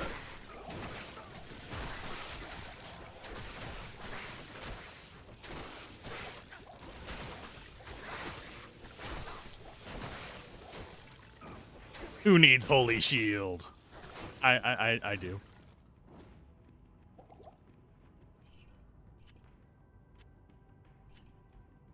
Can't even see all the items on the ground.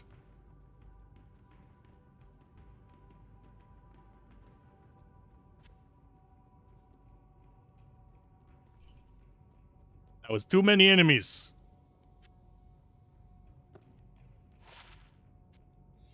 Okay. Now we're about...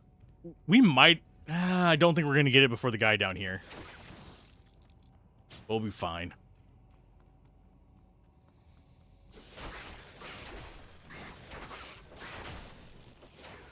Now, part of me wonders... If I go and get the... Roger Cube, like if I drop the one I have and I go and grab one, I'm wagering it is just a blanket mod to the Roger Cube, and this is not a special one. I think it'd be hilarious if it was a special one and you get a new one and it's just like, nah, you can't have that room anymore. You ditched the item we gave you. You're not appreciative.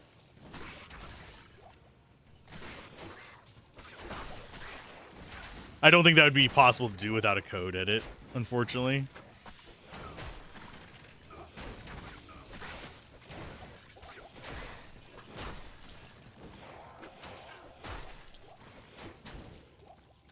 What did I pick up? I don't know what I picked up. It's fine. Equinox Visor, Summon Spirit Wolf, +3 to Lycanthropy for Druid only. Lightning resist mana per kill. Is it better than this? This is strength and vitality.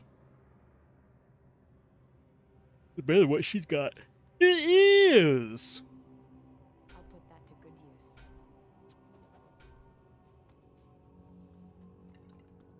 use. Yes, I hear them in there.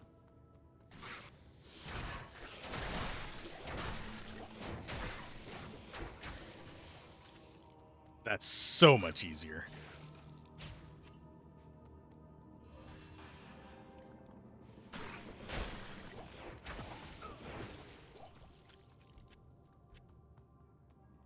Okay, this is probably going to be the stairs. Down to pain. Look at all those runes.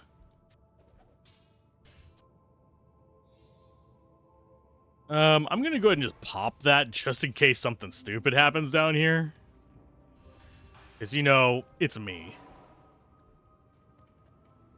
I am the stupid thing that happens down here.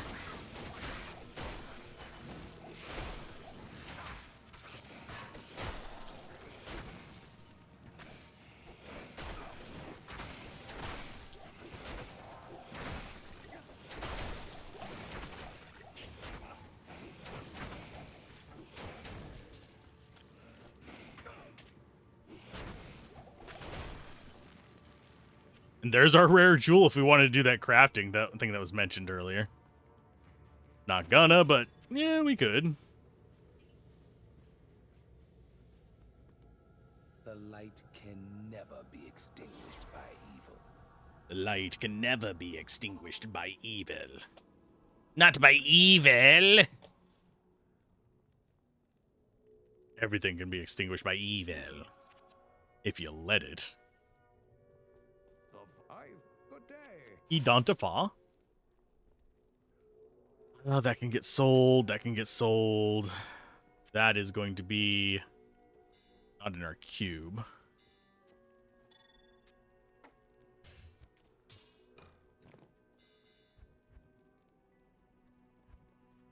Okay, so that goes, that goes. So, you know, that goes on Mercenary. I'll put that to good use. That goes in there for now.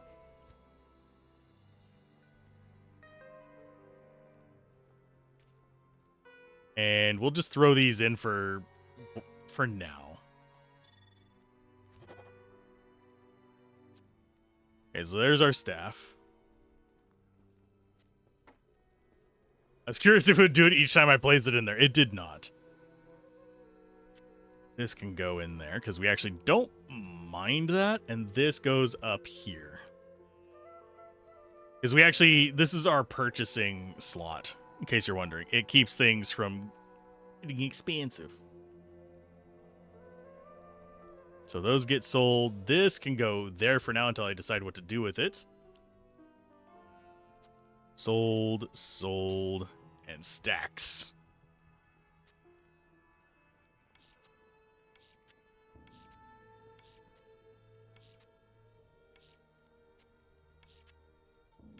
Starting to see all them runes.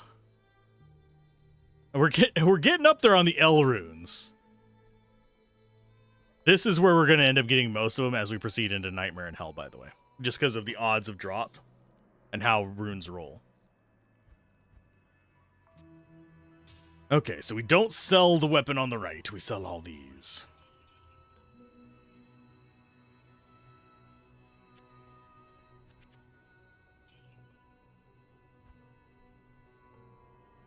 Anything in here worthwhile? Probably not.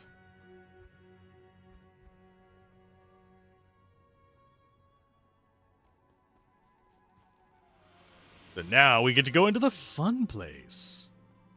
I'm going to come back in here for just a second, though. Oh, I was disappointed. I was hoping that they'd have some HP 3s on the ground. But they do not, so we have to stick with HP 2s. No.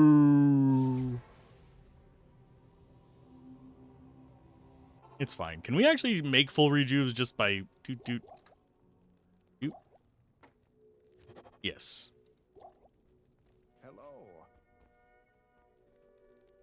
I'm going to need full rejuves. That's the only reason why I was looking at that. Okay, so now she does 34 to 77. She has multi-shot, but she can never use it because she's mercenary. Okay, Drognin, we need you. Let me into the palace. We look perfectly friendly. Just a dude with a giant machete running into the palace. That's fine. Do you like dudes running into your palace? Call now. 555, I don't give a lie.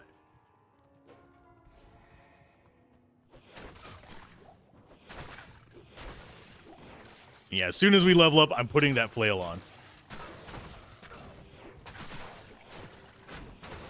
How do you feel about letting dudes run into your basement unchecked with machetes? Sounds like a euphemism for something.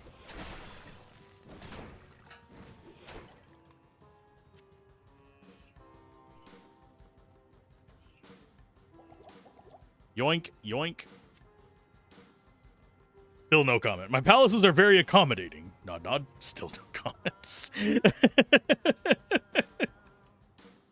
Okay. I guess up to 75 block. Mostly going to be using that kind of stuff for dealing with Andariel and stuff. Now we have multiple auras. How does this make you feel? Murdery! Just a little bit murder. What is our damage with that? 234 to 594. I think we're good for normal.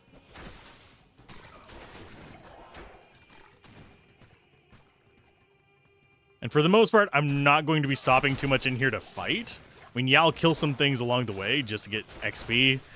But between the horror archers and some of the other enemies here and us being melee, life's going to suck a little bit.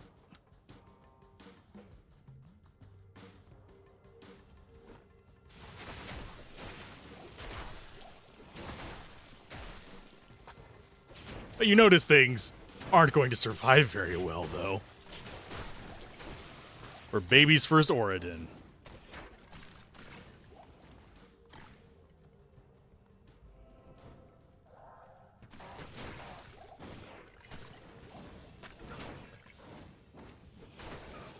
And if you're ever needing to fight something absolutely awful as a summoner, come get these blunderbores.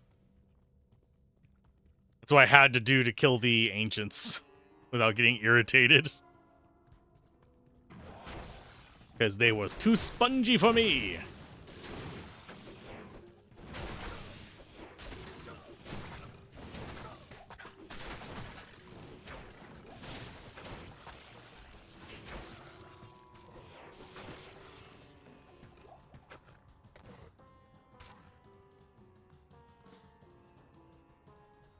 Okay.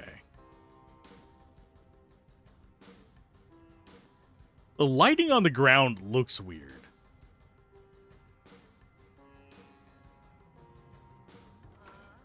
But off we go. Oh, it's Fire Eye right off the bat. Okay. Unraveler Head, a Rune, and a bunch of archers that deserve to die. At least they don't take more than one hit. Good lord. My Lanta. I love the music in there too. Here, less so, but in the palace, I could just sit there and listen to that music all day. We're going to start in top left. Probably wrong way, but it's fine. Fear my dangly ball.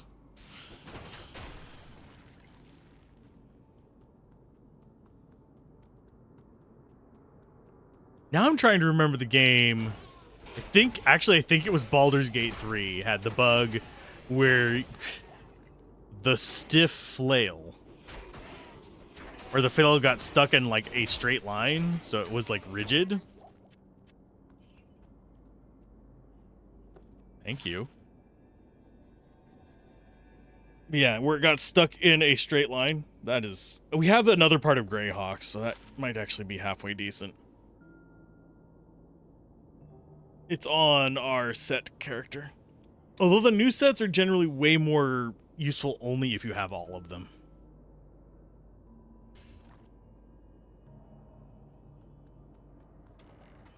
But yeah, the flails would sometimes get stuck in like a rigid stiff pose, so it looked like they're using this really weird looking mace.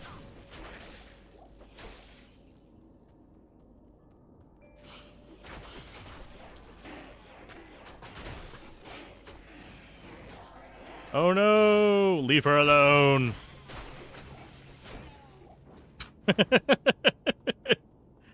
Who cares? They don't stand a chance.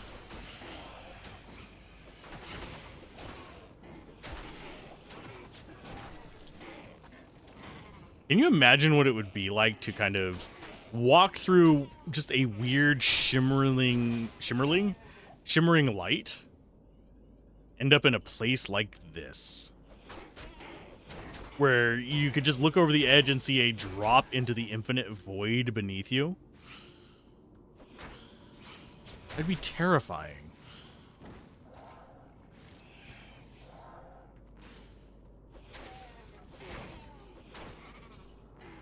I'm not sure I would be able to walk through this place as a person. If you stop and think about what kind of deep-seated fear that would bring you, it would be worse than the depths of the, like people who are afraid of the depths of the ocean is a thing. Because of just the sheer scope of it, among other things. Hey, we get a ruby. Starting to get gems. But yeah, people will be afraid of that kind of stuff. And I can't blame them for that. And then there's the whole concept of just the infinite vastness of the void.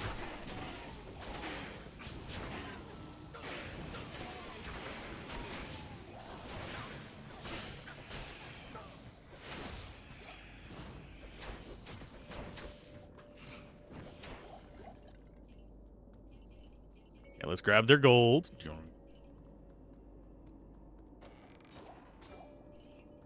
This is going to be really hard to sort through, especially if we get a super chest. That said, these chests are actually really good for rune farming. Because they work like the chests in Lower Kurast. They just can't go as high as those.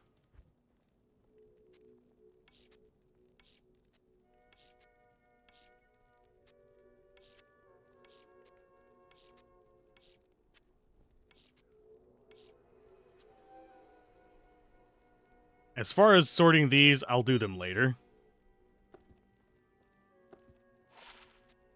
That can get sold. Those go in there. We'll condense them.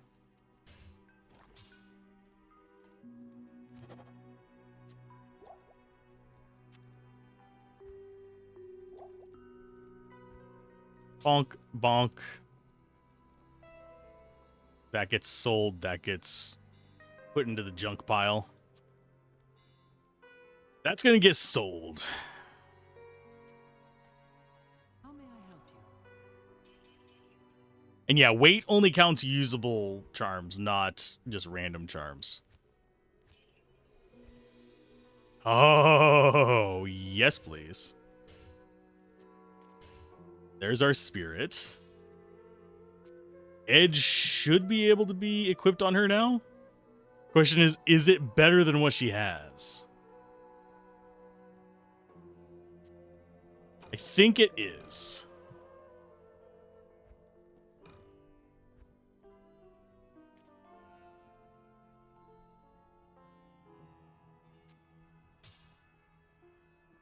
So now we have 75% block without Holy Shield. That's good.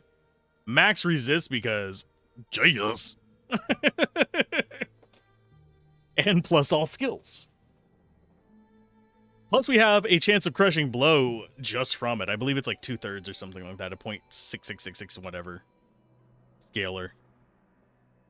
And we have enhanced weapon damage, so we do more physical damage.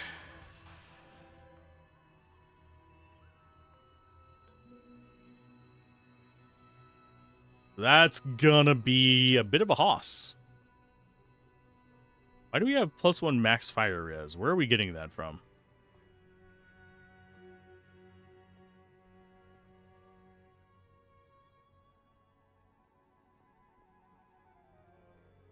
Is it from one of these?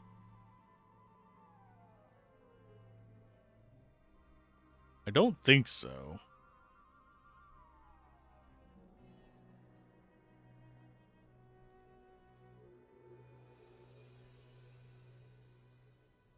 Oh yeah, I know what that's from. I'm an idiot. I am a very big idiot. You want to know what it's from? It's from that. Because I keep forgetting we have that.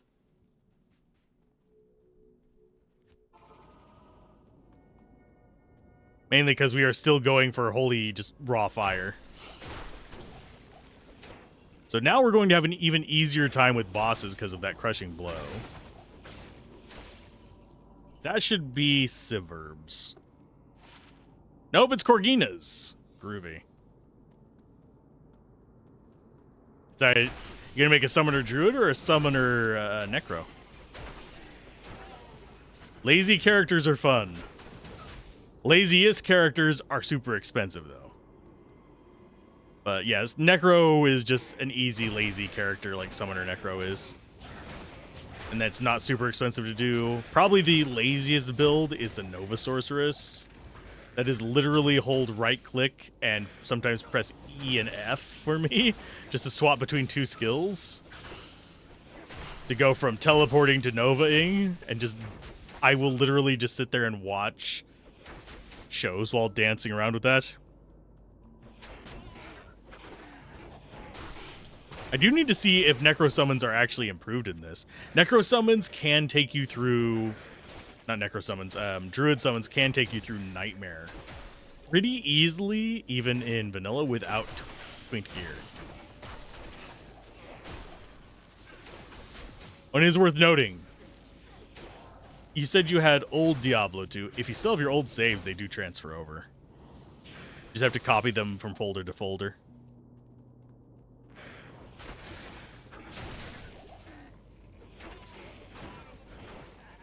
How many auras do we have? All the auras.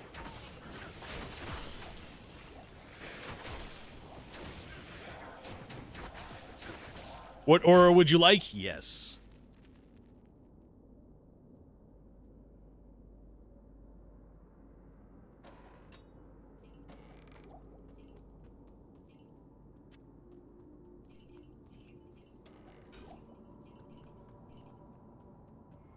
Okay, nothing good there. I mean, we could take the rejuves. We don't need them yet. It's the peace ring. Peace and happiness, my dude. More insight, please. Greetings. I mean, even as a summoner, I love having a lot of insight. That one can go away, and that one can go away. This is going to get sold. Stack up our runes again, because that is what we're doing, because we have it on Players 8. We're getting all the bloody runes.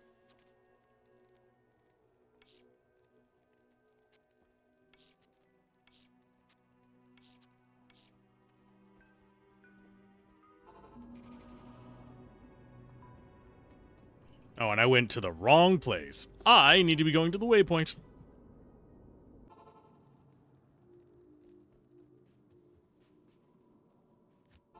Which direction do we want to go? Let's go bottom. This should be teleporter path. No, this is the normal path. Okay.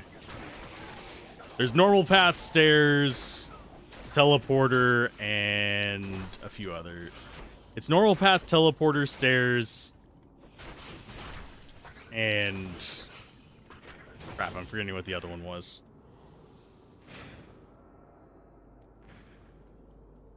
I think it's stairs light. I never remember what I used to call them. Sorceress will probably be one of the later ones we do as well, by the way. Not because she's gear dependent, but because she's going to be easy regardless. I mean, they're all going to be easy. Now, especially now that we know that the bosses are spongy. We can build for that.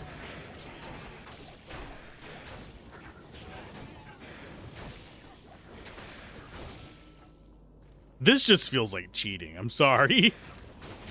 Normal difficulty just generally does these days. Unless I'm doing a challenge run.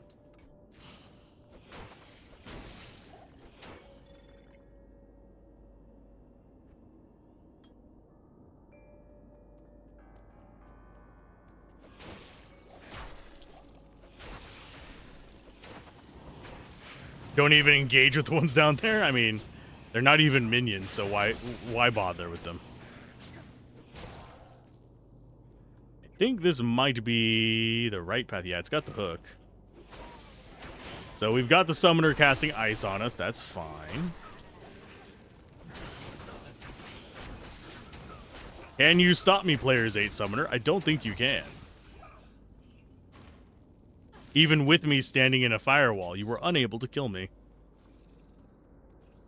We will make our way to Candy Mountain. You be damned. Speaking of you be damned, let's go lurk on there. There we go. Yeah, he is live. Okay, I will lurk on him. I will be raiding him after this, too.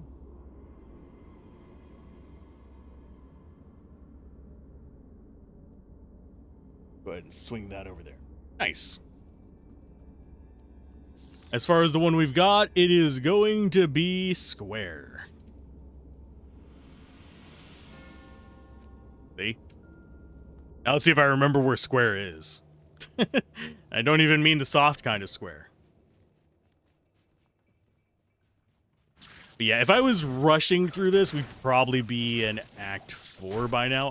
I don't get joy from just rushing through stuff. I want to experience the character. I want to savor the flavors of the damage in my soul. Not in my mouth, though. I wager that all this viscera would be kind of bad for the teeth.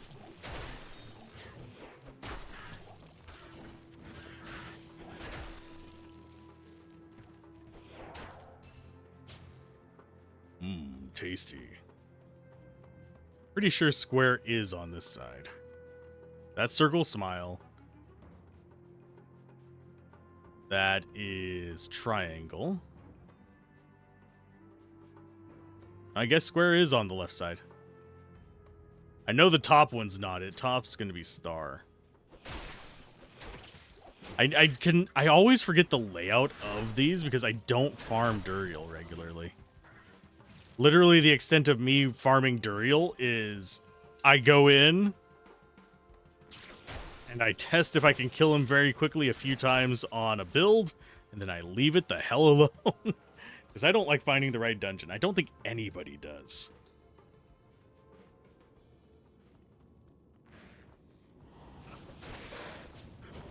Just like I don't think anybody really enjoys going through the jungle of Act 3, except for maybe the music. There are tricks to it, and if you're lucky, you can skip stuff on it, but not the best ever. We got blunderbores, so we're not going to have reviving dead down here, at least. Which is always nice. Hate having reviving dead down here with the vampires.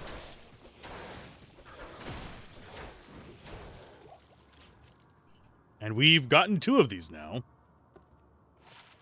Yay. Forgot to sell stuff. Watch us level up and get access to a charm and then have it ever cross our 40. I didn't sell that stuff. That would serve me right. Am I going to correct this issue? No. Because I don't think it can actually happen. I don't think we have enough things coming in at any level near us to actually allow that to happen.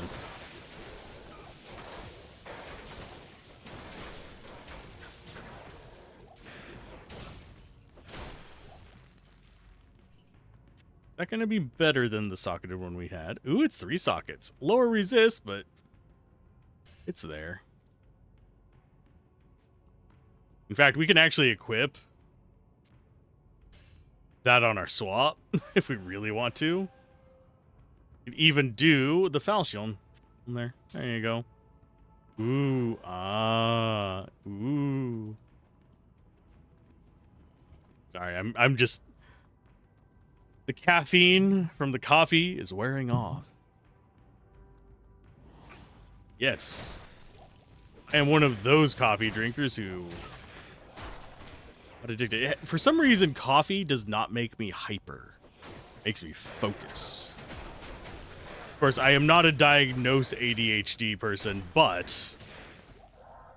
considering the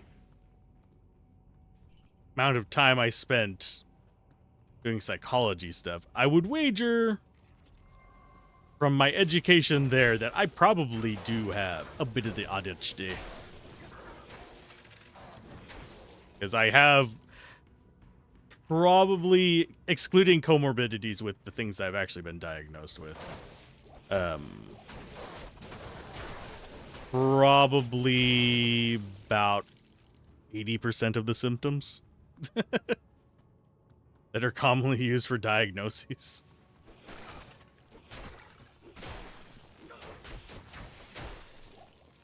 So guaranteed, no. It might just be my comorbidities going like, hi, we interact this way now.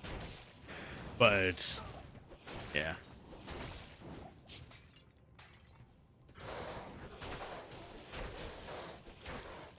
I should not get into deep scientific discussions on the internet. I am not that kind of channel. I am not a science channel. Do not take my words as a medical diagnosis or legal advice. I am not a lawyer. You should consult with legal advice in your jurisdiction. I always feel the need to preface that on, especially copyright stuff. Discussions about, like, fair use. Because I am not a lawyer. I just merely have a lot of experience dealing with that stuff. It is just a reality of my encounters. Kind of like, I'm trying to think of a good... Think of it as a seamstress who has to... who's like really good at hand sewing. You ask one of them to sew up a wound, they're actually going to do pretty good at it. But they're not going to know all the little idiosyncrasies that you have to keep in mind for flesh sewing. Flesh sewing.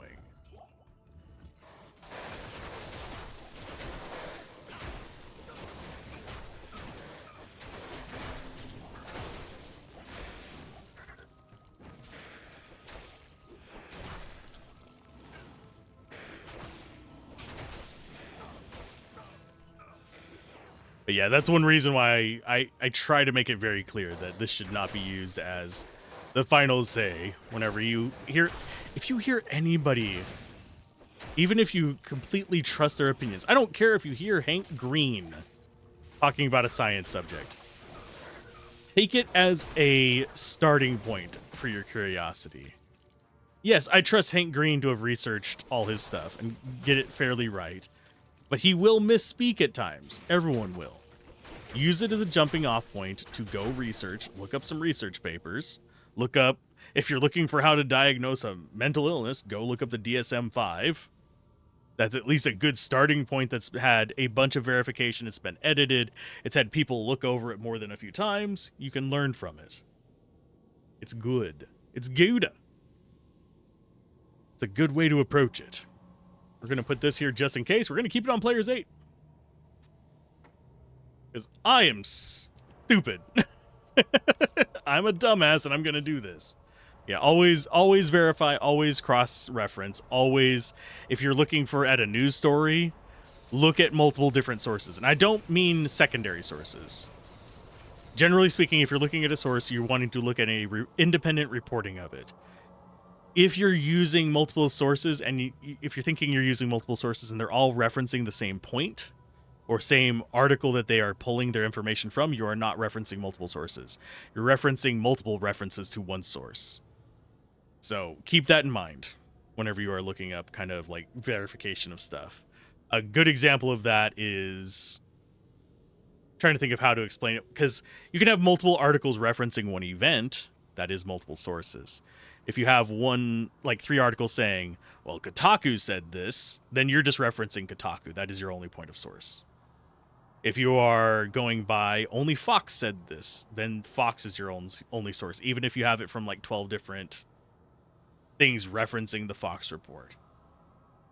You need multiple independent sources of the information. And generally, my criteria for looking stuff up, and let's go fight Andariel while I rant about stupid shit. Generally, my approach to getting multiple sources is not only will I be looking for multiple sources, I will be looking for... You drop anything good? I will be looking for multiple sources on different sides of... Ah, jeez, I just whacked my microphone. I'll be looking for multiple sources on different sides.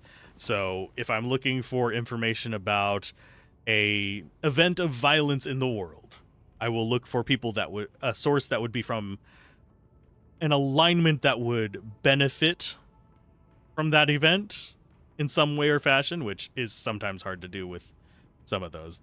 There are people who would align with them. I look for a source from that. I look for a source that is vehemently opposed, and I look for an outside source. A source that has no skin in the game. That's one reason why you should not believe all reports from one country's reporting, especially whenever there are human rights violations going on in a country.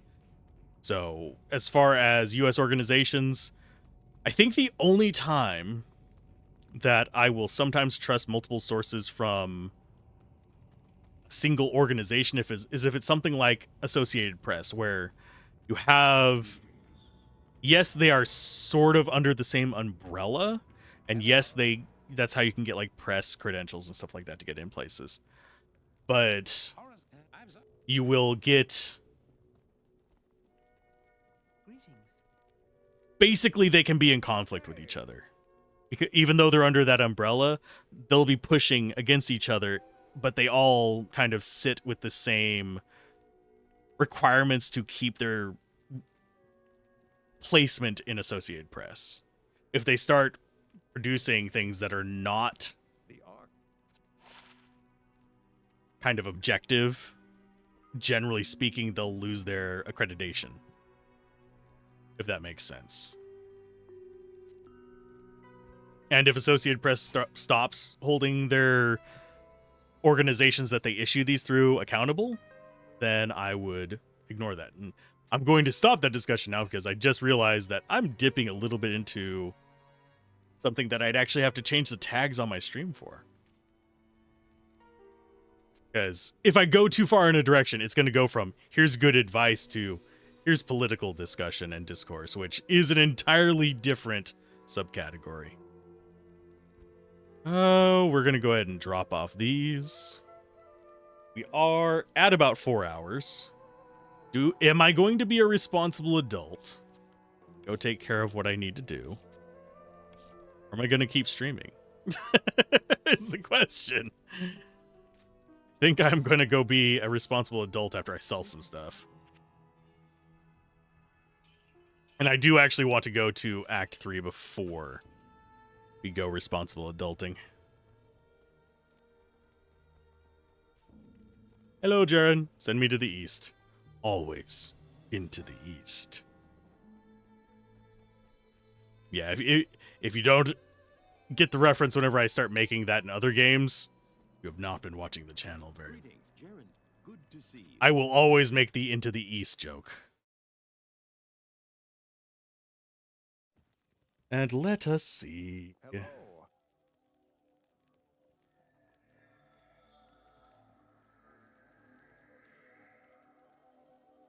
And I will see you guys probably tomorrow around the same time, where we'll be kicking some Diablo ass for anyone who's curious. Because, yeah, we probably will make it to Diablo tomorrow, because it's just Act 3. It's a drag, but then Act 4 is easy. So I will see you guys next time. Bye!